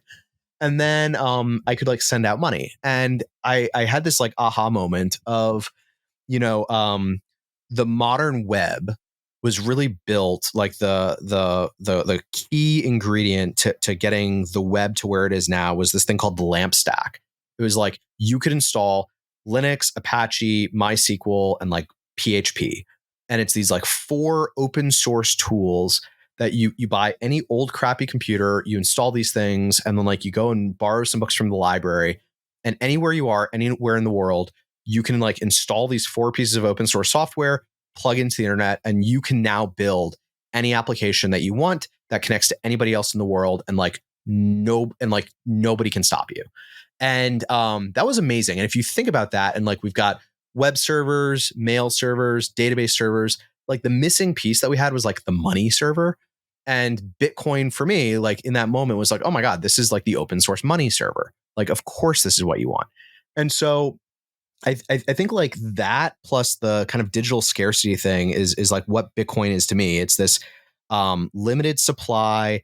Nobody can like mess with it and like change the inflation rate. and it's like this permissionless like money server that anybody can use to build whatever they want. And if you kind of get that into the DNA of the internet, and if it grows at the rate of the internet, then it ends up like taking over the world. That's different from saying everything in finance has to run on top of that. Like everything in finance is still going to run in, enterprises and Oracle databases and like all this shit, but like they'll interact on this like common ledger to exchange value. The thing that I think is interesting and innovative, like the big thing that I'm envious of when I look at other ecosystems is like all the ZK stuff. Like, when I kind of got into cryptography many years ago, general purpose succinct zero knowledge proofs were this like fairy tale, like just like didn't exist. And then, Greg Maxwell did this thing with a snark in like 2015 where he did an atomic swap for like a Sudoku solution. And that was like amazing, but it was still kind of like moon mathy. And then you've had this like crazy degenerate DeFi ecosystem over the last couple of years has just funneled billions of dollars into ZK R&D. And like the math is actually in a really good space now. And like now there's like decent tooling, and you've got like Cairo, which is a higher level language that like has static analysis tooling, and you've got like all these other things. And I think like some kind of general purpose ZKP is going to be useful for Bitcoin to do Bitcoiny things, because I think in order for Bitcoin to scale, you're going to need to get more state off chain. And I think a succinct, non-interactive zero knowledge proof is important to have like constant validation cost on the main chain of a ever growing amount of off-chain activity. And so like, I'm not super interested in trying to say like, hey, how do we do like the EVM on Bitcoin? I don't think that's interesting. I also don't think it's going to have product market fit. Like wrapped Bitcoin exists today. You're not going to get all the Ethereum developers to light their bags on fire and come over to like EVM on top of Bitcoin. Like, I don't think any EVM Bitcoin sidechain is ever going to meaningfully take market share away from Ethereum. It just doesn't make sense. But I do want to like rip off the billions of dollars of ZK R&D and like come use that to make better Bitcoin payments. Like I like that just seems like a all upside to me. Interesting. Okay, I want to pivot just a little bit. Want to talk about Cat? I've been like avoiding talking about Cat this whole time. I haven't been actually avoiding it. We just keep talking about other stuff. Well, I wanted, okay. Yeah, sure. We can talk about Cat. I also wanted to just talk to you about your thoughts on MEV on Bitcoin. Yeah, we can get back to Cat. I don't want to keep you like way too long, but I have to dig in. I did talk to Eric about this some.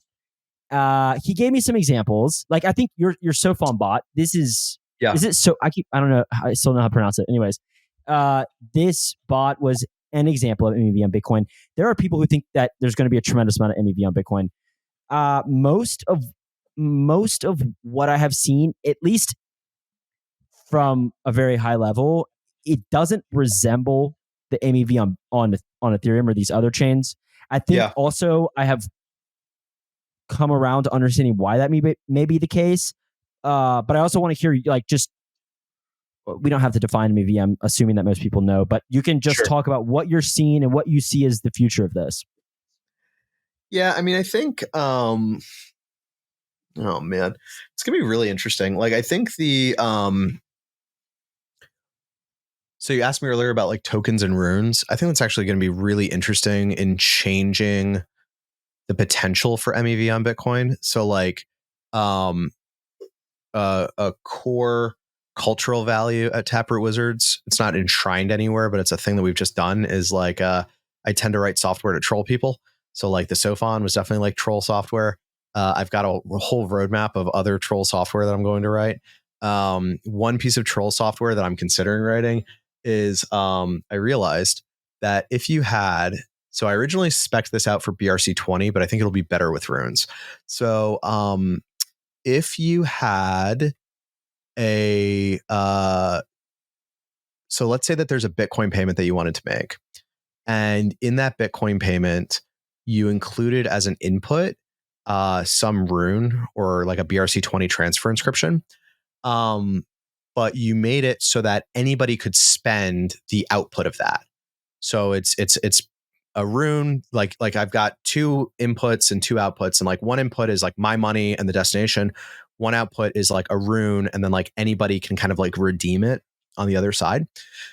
If you fired that out and either there was somebody running a piece of software that saw that and then claimed that rune and did a child pays for parent, or if a miner was running a piece of software and saw that and just included in a block in order to collect that rune, then you could propagate a transaction that pays under the clearing rate for fees or potentially pays 0 fees.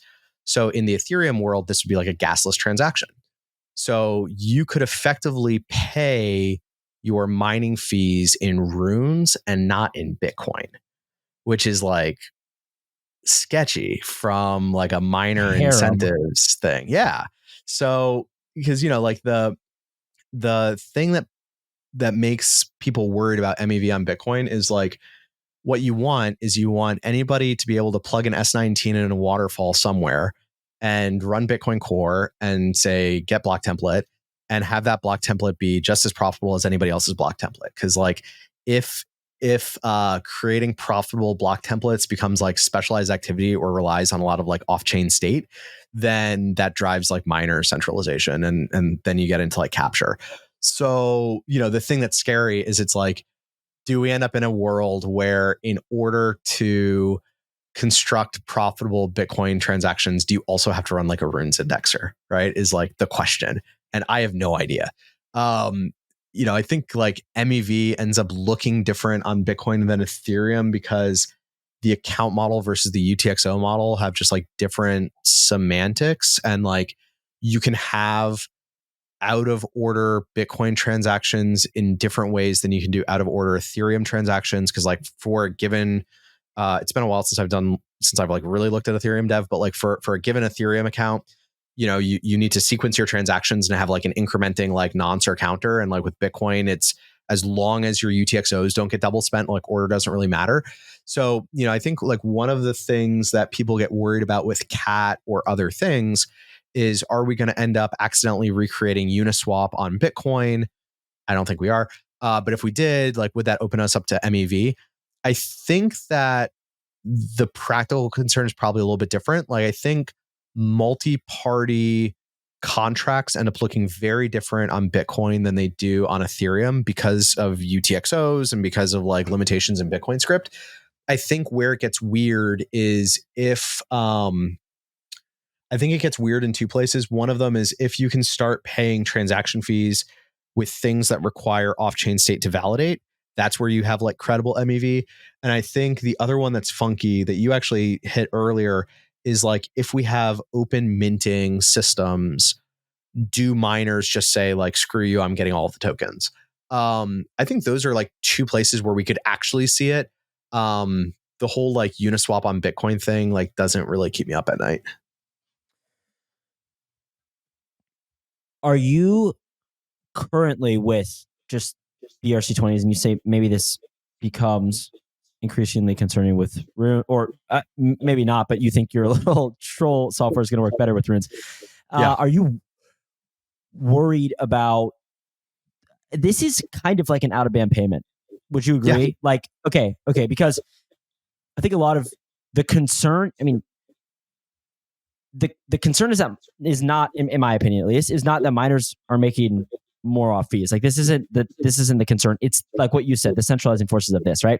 And if miners can receive, like, for example, let's say there's going to be an ordinal collection minted.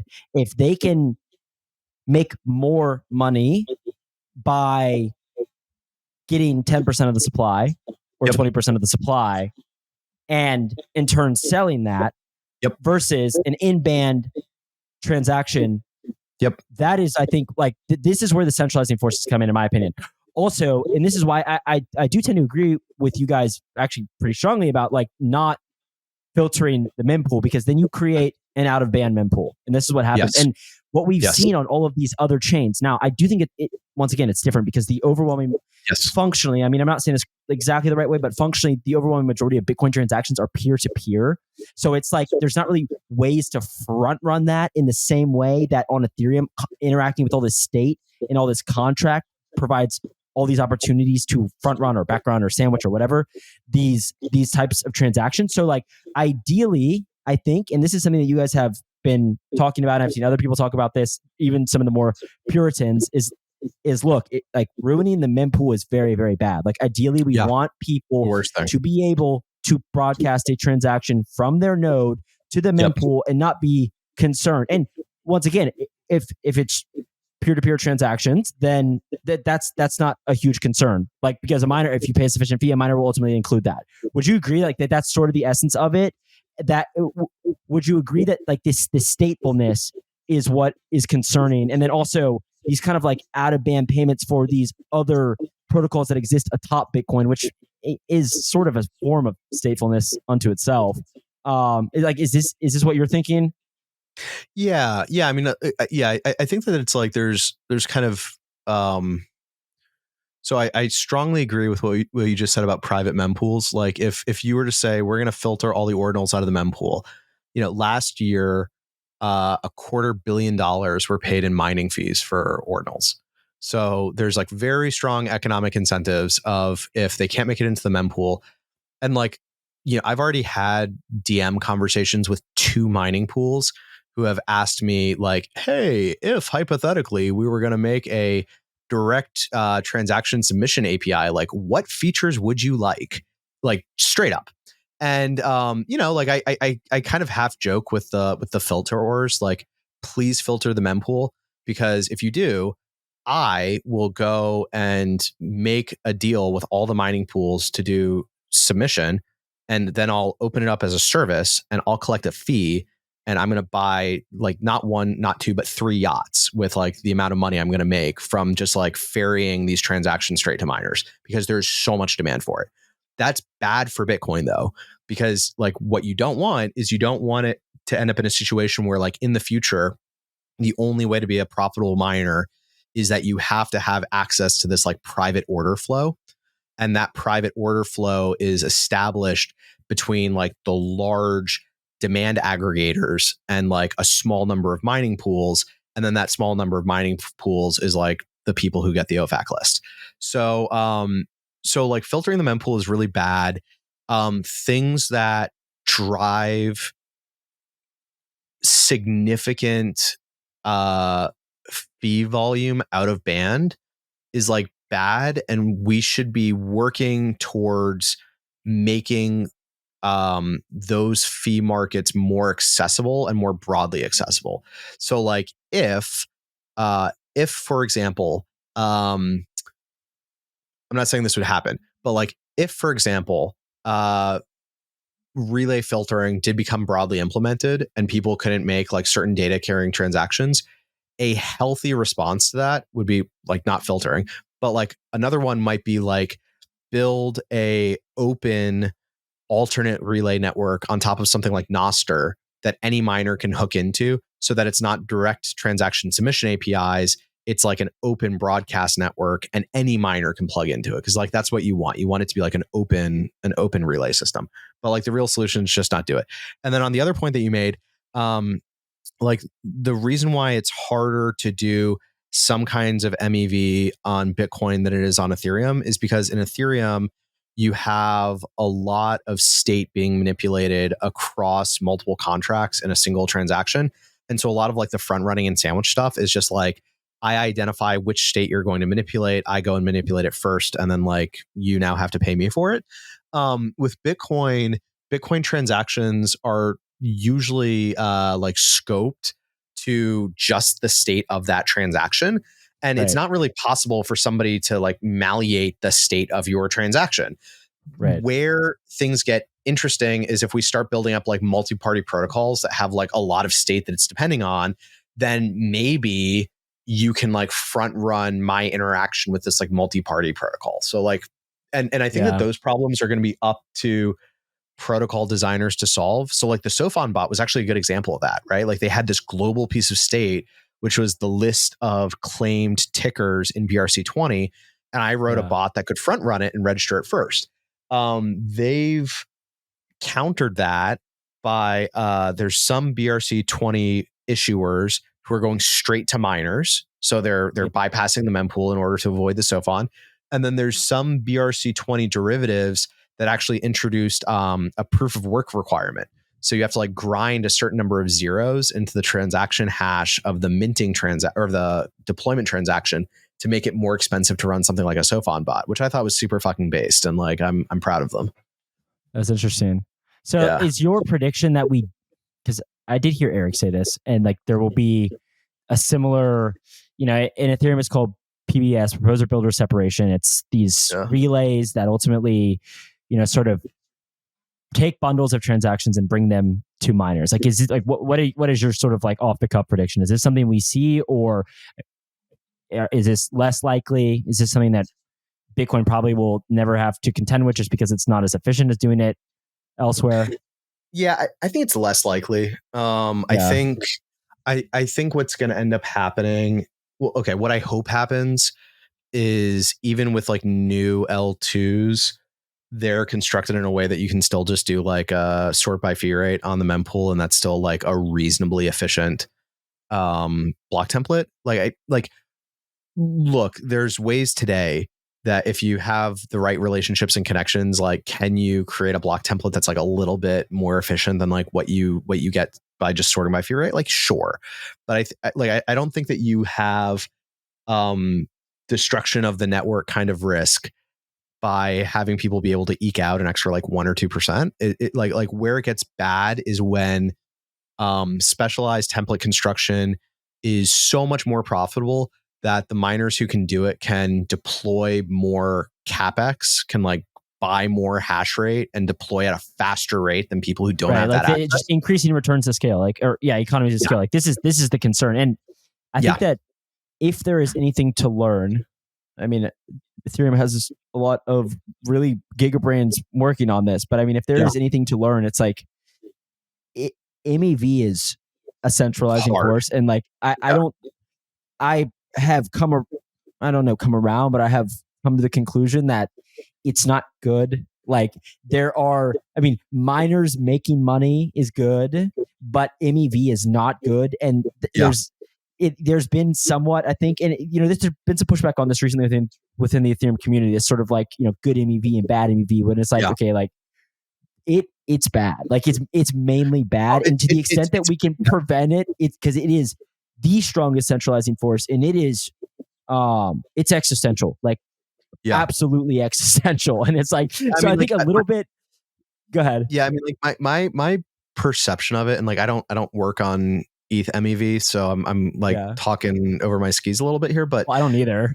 Yeah, but I mean, like my view on it, right, is like it's bad, but the realization was like it's really bad, but we can't actually get rid of it.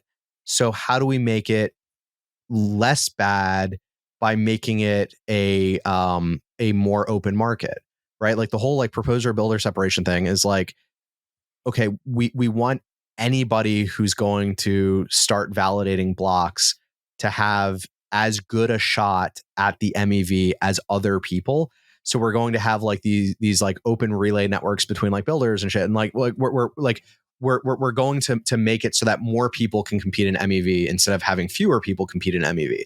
It's still bad, but if it's like equally bad across the validator set, then it's these are the validators that are receiving this, but like in terms of the actual block construction, that's way more centralized. Yeah, for sure. You could argue that like Bitcoin block construction are like very wealthy miners themselves, but like I think that the thing with this, I think the thing with proposer builder separation, I mean, it has brought a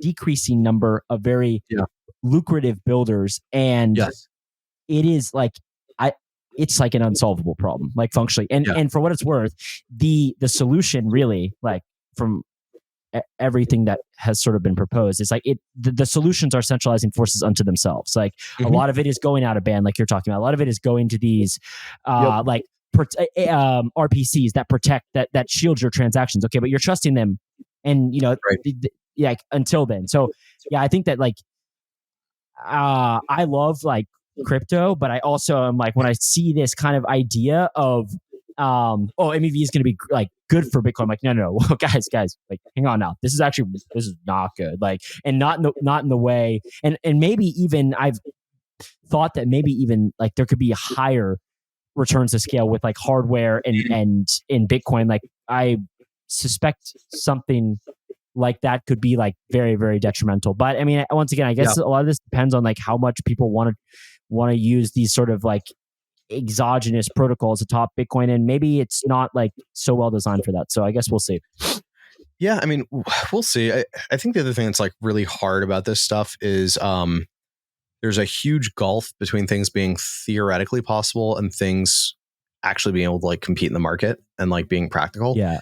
And so, look, if there's strong enough incentives, like people will do the engineering. But I think there's also like some cases where, like, okay, just because you could do an Ethereum sidechain, I'm going to beat up on that example a lot more. That doesn't mean that thing is actually going to be competitive in the market, right? And so, like, do we want to avoid any change to Bitcoin that could potentially enable an Ethereum sidechain? Because if we had an Ethereum sidechain, then the Ethereum MEV could impact which, Merkle hash you commit to the Bitcoin blockchain, and that ends up creating MEV for the Bitcoin miners, because in order for them to like choose the right transaction to include, they need to now understand Ethereum state. Like, maybe, but also maybe we've tried to do Ethereum sidechains on Bitcoin and they haven't really taken off because you can already do a swap from BTC to ETH. And so if you want to go do ETH stuff, you just go do ETH stuff on Ethereum, and that's where all of the market is and all the liquidity is. And you're not going to be able to just like ship all of that liquidity over here. And so this doesn't actually end up causing a real MEV problem for Bitcoin. Yeah, is this like, are you at all hinting at drive chains right now? Like, I don't know if you are, but it's an example. But is that sort of your would you say that that's your thought about drive chains mainly as well? Like, if people want to do that stuff, they'll just already go do it on Ethereum. Like, this is how I feel. Like, it's like I could go do that on Ethereum right now. Like, you don't need to ship drive chains. A thing I told Eric a while ago was like, if we had drive chains, or he did. Yeah, I don't, and like I don't for two reasons. So like one reason is so you need 50% of the hash rate plus one block in order to do a withdrawal. But it turns out you only need 25% of the hash rate plus one block to block any withdrawal. So if you have a quarter of the hash rate, you can prevent any withdrawal you want indefinitely. So and two pools already have that, right? Two pools already have that. Yeah. So this idea that like, oh yeah, we're going to do like the Zcash sidechain and have like perfect privacy on that sidechain. Like, no, you're not, because the treasury is going to go to Foundry and say, do not process any withdrawals from the super privacy sidechain. Done. Kills the sidechain.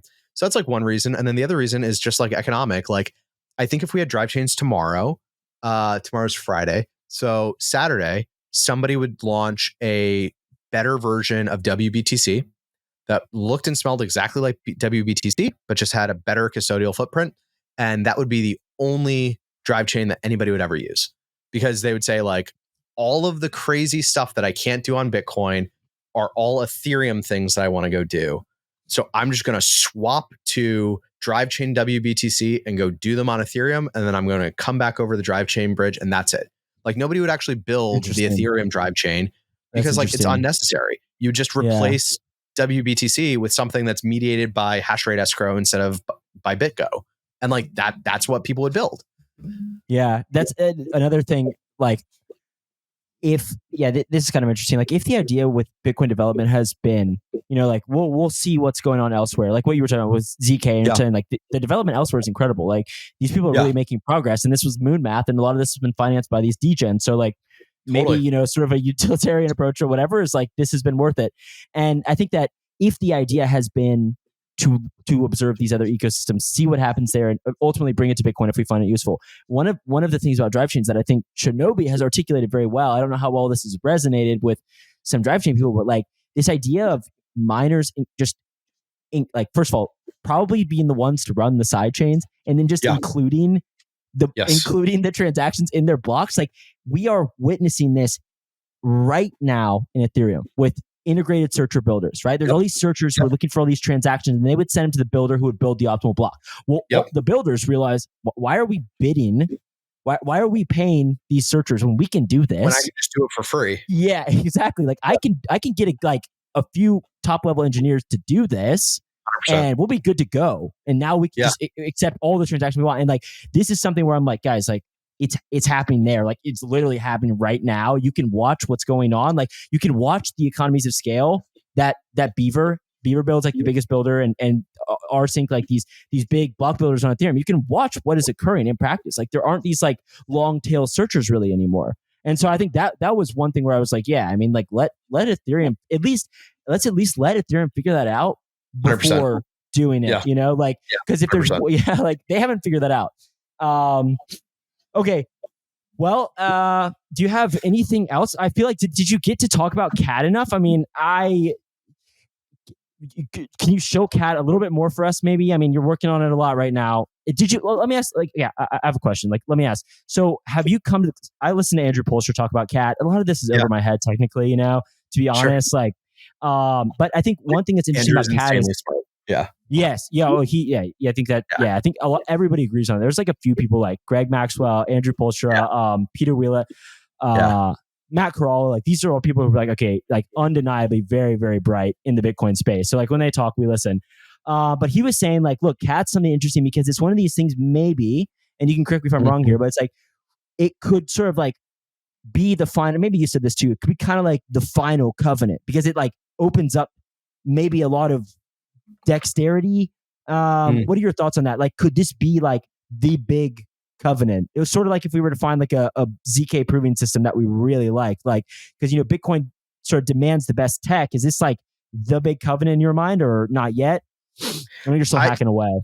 I think it would actually be the opposite. So like, I think the reason to do CAT would be because it would be the first, but explicitly not the last. Because like, the way that you do covenants with CAT is, and like, I'll give the really short version. And then if you want to get into details, like, I've been living and breathing it, so I can tell you as much as you want. But but like, basically, what you do is, you know, Taproot gave us Schnorr signatures, and like, the way that Schnorr signatures are constructed, if you use a special value for some of the parameters of the Schnorr signature, then you can construct a Schnorr signature whose value ends up being effectively like the hash of a bunch of the transaction data plus one.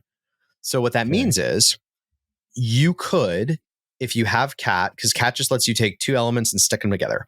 If you have CAT, then what you can do is, on the stack, because like, Bitcoin script is a stack machine. So you've got a stack of elements, and then all of the Bitcoin opcodes are just instructions to let you manipulate the stack and like evaluate them, right? Like, check if things are equal to each other, or if the signature is valid.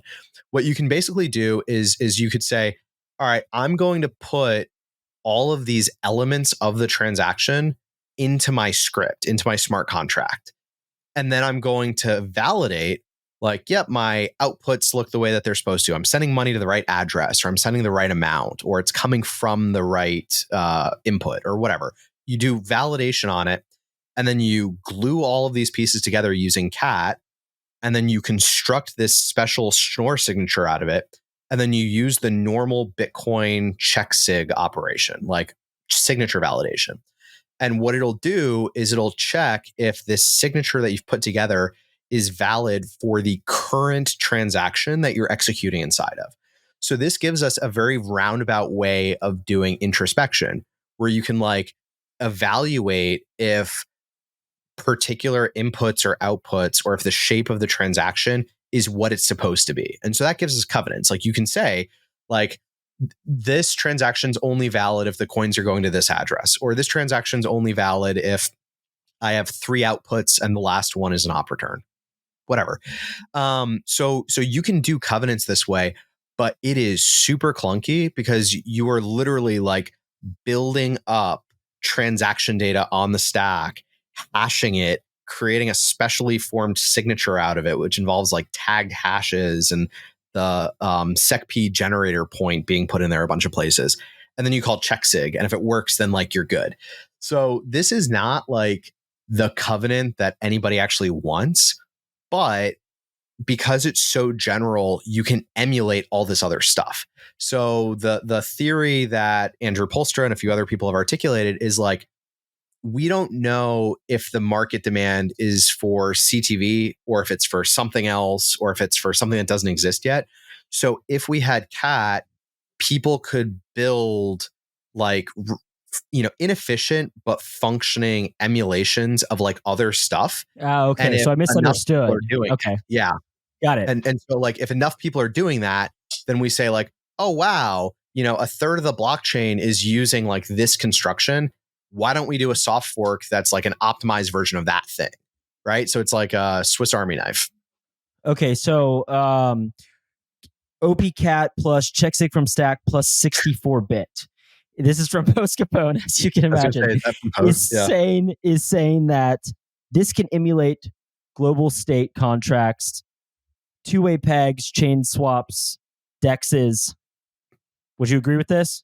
I'm throwing stuff at you now. Like, are we getting into full expressivity here? Maybe not.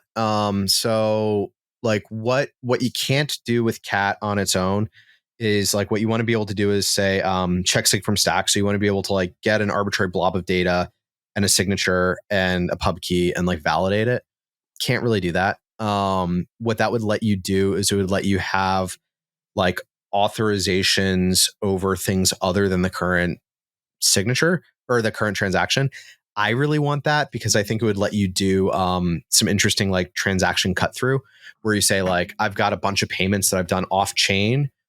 I want to be able to put all their signatures in a transaction witness and validate that they're all valid signatures, like sort of themselves. And if imagine you and I have some UTXO and we like do a bunch of payments off chain and then I show up and I've got like a bunch of receipts that are signed by you, then you could have the script validate that like, yep, these are all valid receipts and they add up to the right number. So therefore you get to take this money. That's the kind of thing that I think this is useful for. The reason why you need 64-bit arithmetic is Bitcoin script only lets you do 32-bit arithmetic and Bitcoin amounts are 64 bits. So you can't actually like add up or subtract like Bitcoin amounts in Bitcoin script. And that makes it really hard to do like introspection. Like I'm working on a vault right now in OpCat and I can't actually check that like two output amounts add up to what they're supposed to unless you're doing under, I think it's like 40 Bitcoin. So 64-bit arithmetic would be awesome. Yeah, I don't know. Like, does it enable dexes and all this other stuff? Like maybe, but to the conversation that we had earlier, like I haven't seen people write this stuff in script yet. So I don't know what it would actually look like. There's a guy named Barack who wrote a dex. It's like a Uniswap competitor. It's called BitMatrix. Yeah, he wrote that on Liquid, and it uses. It's actually like very similar to. It's actually like quite similar to Uniswap, isn't it? It's like liquidity the UX pool. Is identical. Yeah. The okay. UX I've never identical. used it, but yeah, it's like so. You should look at it because what's interesting is it uses CAT checksig from stack, and then also Liquid has opcodes for looking at the type of the asset that's coming in because like Liquid has first class support for like issuing shitcoins. So if you're doing a DEX, you need to like know like, oh, like thing one is Tether and thing two is Bitcoin, right? We don't have that, right? And so like you would need some other way of introspecting your runes or whatever and saying like, oh yeah, I'm trading Tether for dick butt coin or whatever. Yeah, I don't know. Like maybe it could enable all of the things. Maybe not. I'm learning a lot from trying to build a vault on CAT that like some stuff is easier than I thought it would be and some stuff is harder than I thought it would be. So I kind of feel like until I see the code, I'm like skeptical of claims. Yeah, I want to ask you quickly. Was it Blockstream's working on? Is it called Simplicity? Yeah, they've been working on this forever, right? Like 3-4 years. Yeah, like this is.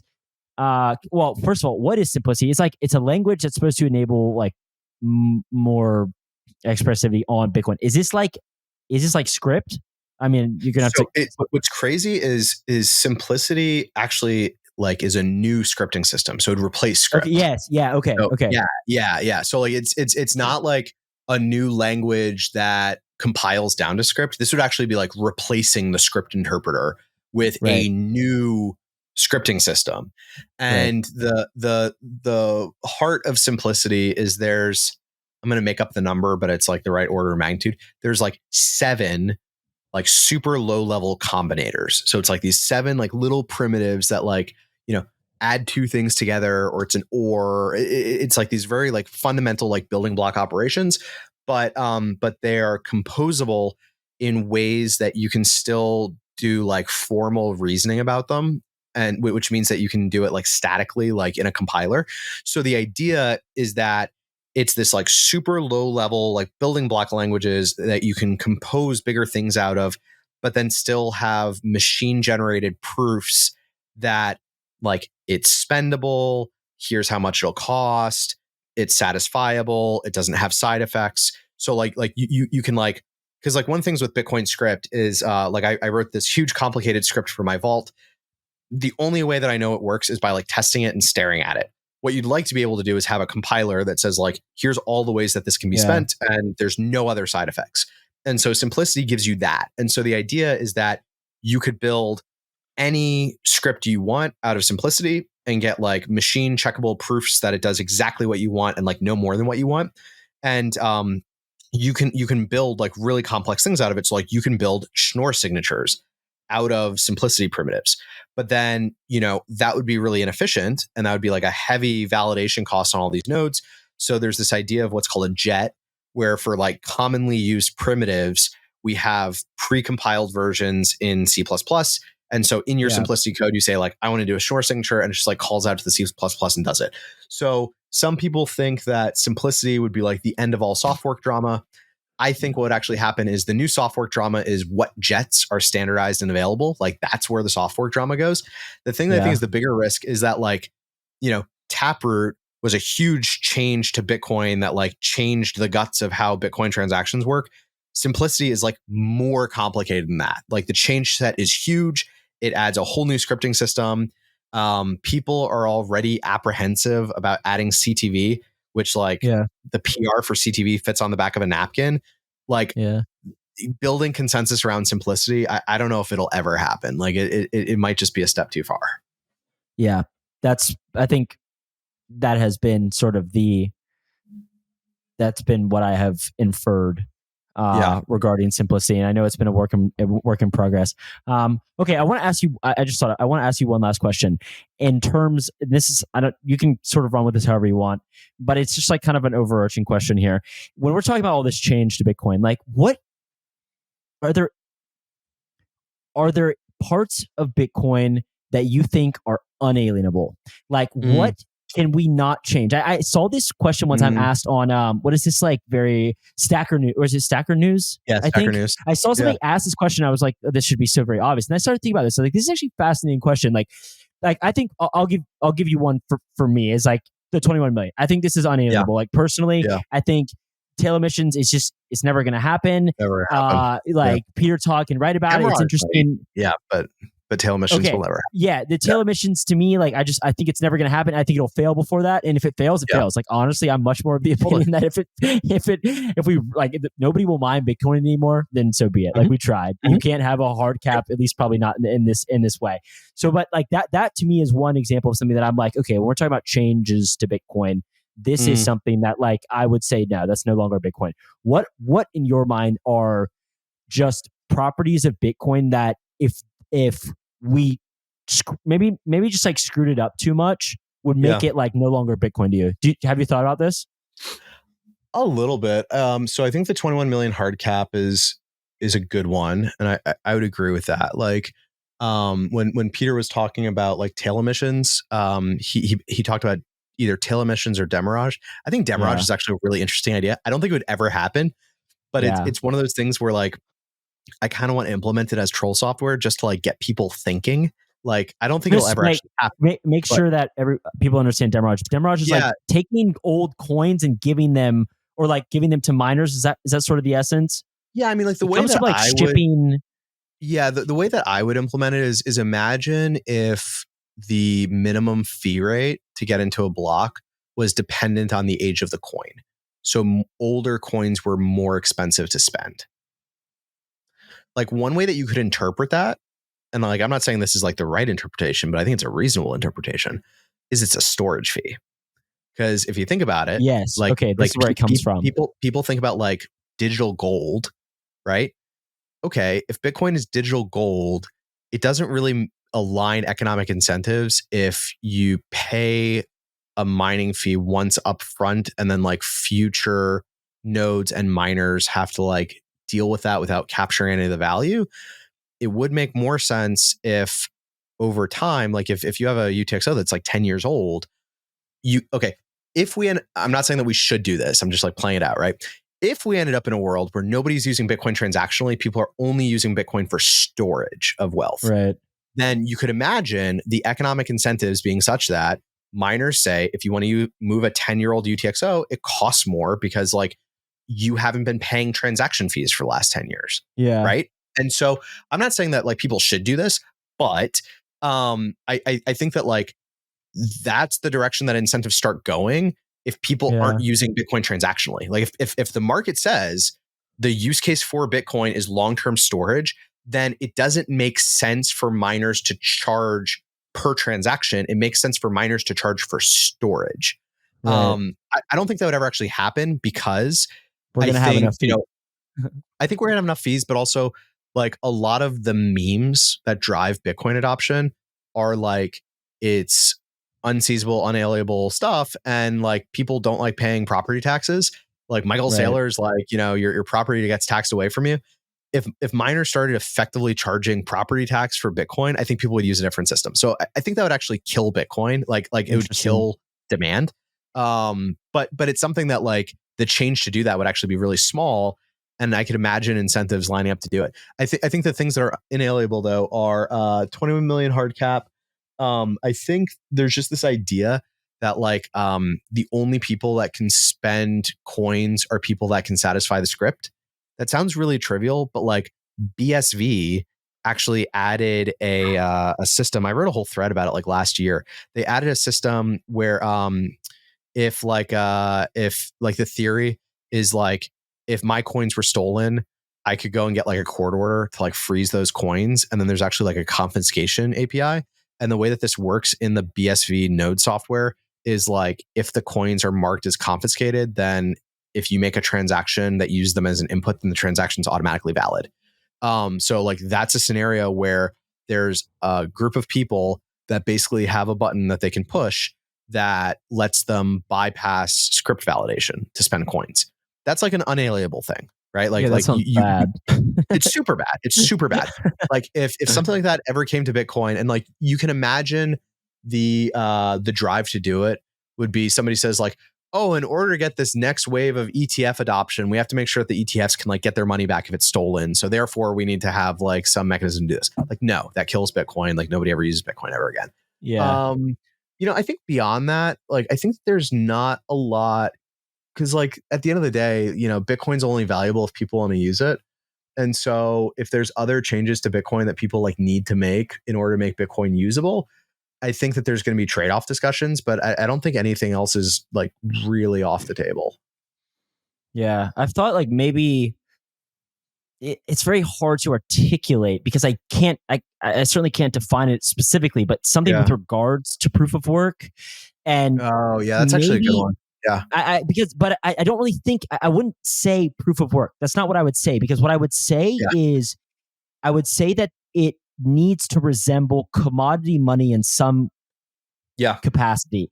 And I think right now, the way we know to do this is with proof of work, and it's probably it's very intuitive and it's worked for a long time. So it makes a lot of sense. We have this difficulty adjustment that is catered to proof of work, right? Like we move the marginal cost of production towards some limit every 2 weeks. And like this ultimately keeps it in theory. I mean, like, look, people like, I don't know. I feel like this isn't talked enough about, but like, this is like one of the key aspects of decentralization, right? Like somebody will always mine Bitcoin at some cost around the world if they have cheap enough energy, right? Like, so, but ironically, I can't think of exactly how to say that in the context of, so you know what it is. So yeah, the Bitcoin miners, it's a dynamic and permissionless set.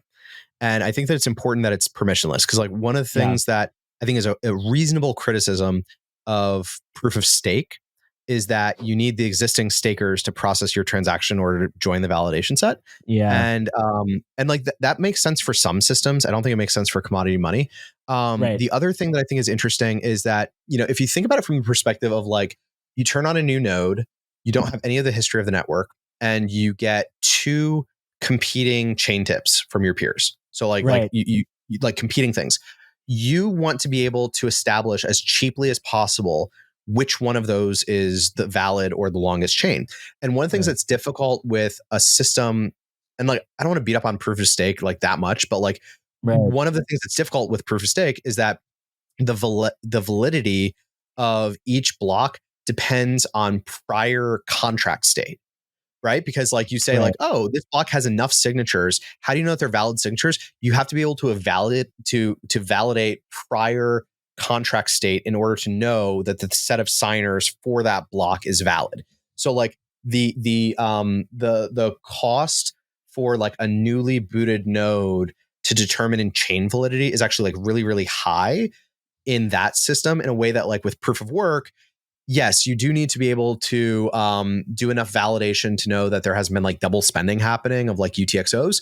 But for validating like that a block header has enough work, you just like count zeros, right? It's like very cheap. It's like the heaviest chain rule, or like heaviest chain is like super easy to validate. Yeah. And then like the property there, beyond it being permissionless, is that in order to like get a share, right? Because like the way to think about proof of work or any of these things is that it's a decentralized like lottery, and the winner is so it's like what you're doing is you're doing leader election, like you're electing who gets to write the next block, and you're doing that in a decentralized and permissionless lottery.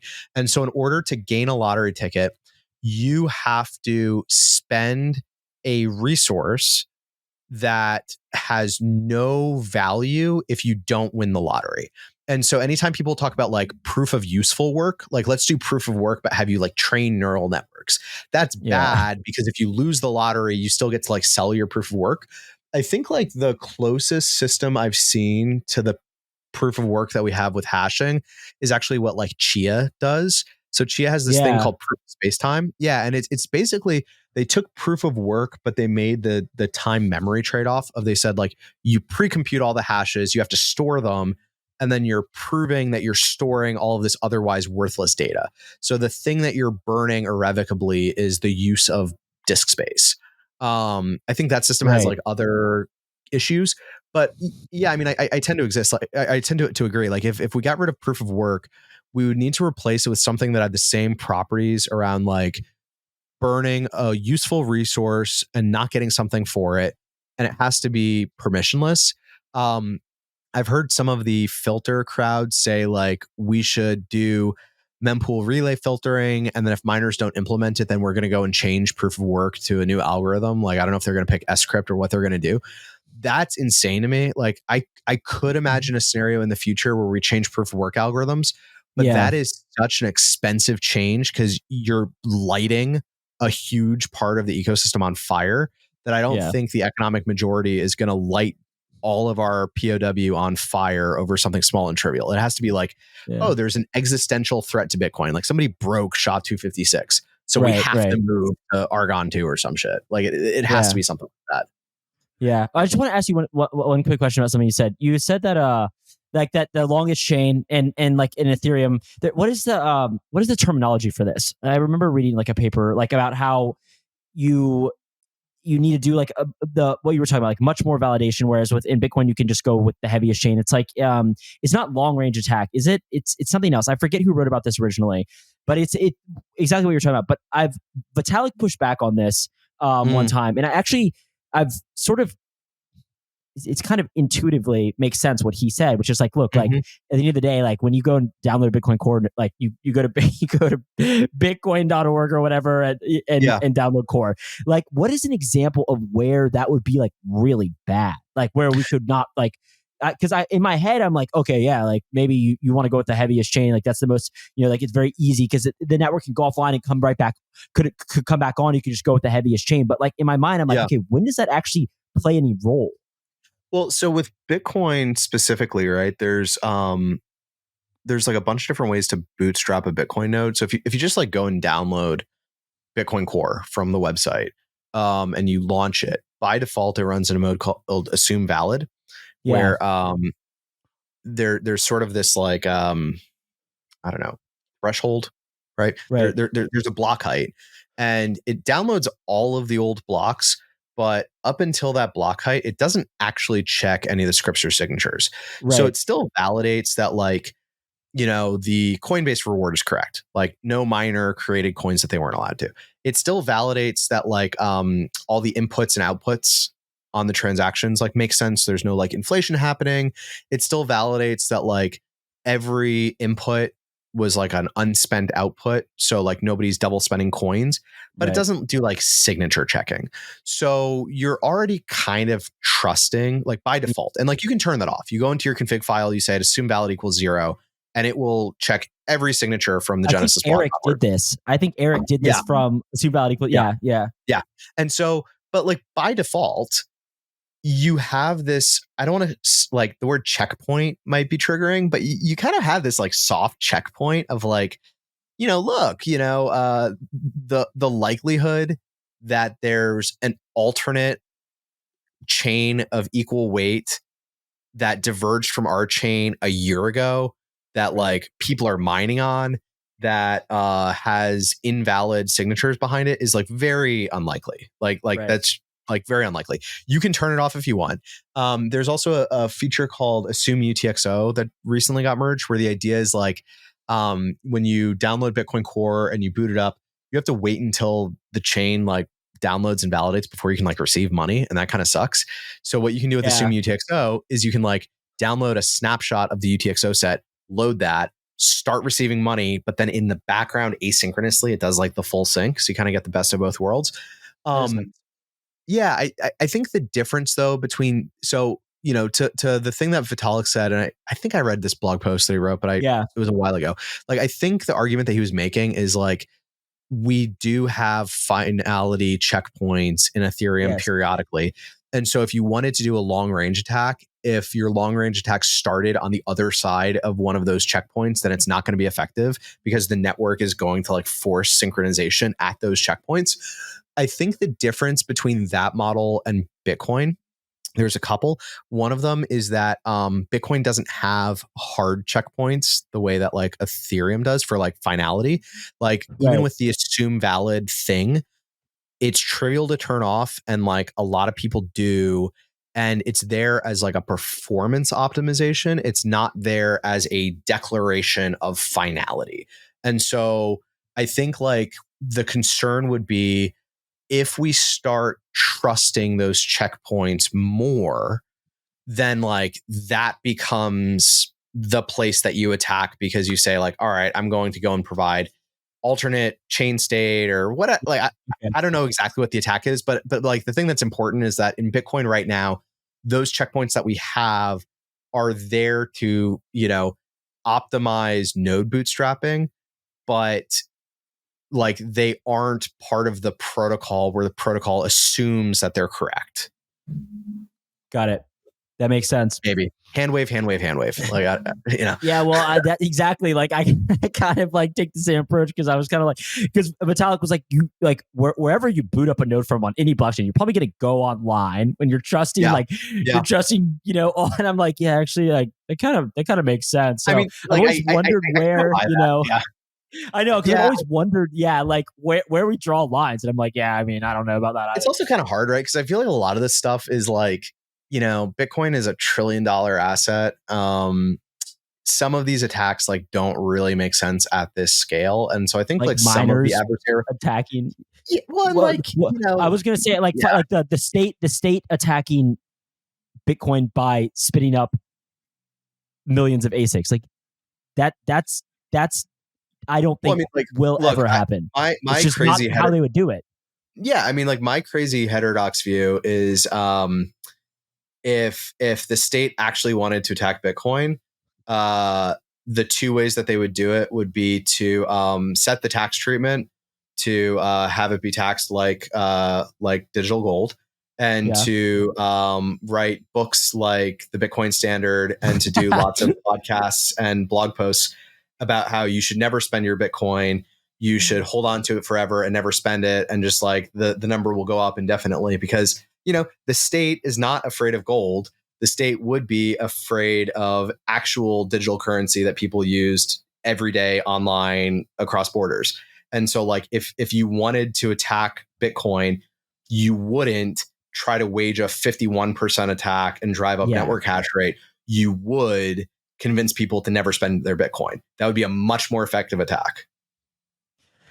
I think that's a really good spot to end. I think that's a very powerful message. Thank you so much for coming on. I thought it was awesome. It's all over the place, but many such cases with my podcast. So thanks, Rijndael. I'm going to go ahead and end it right here. Cool.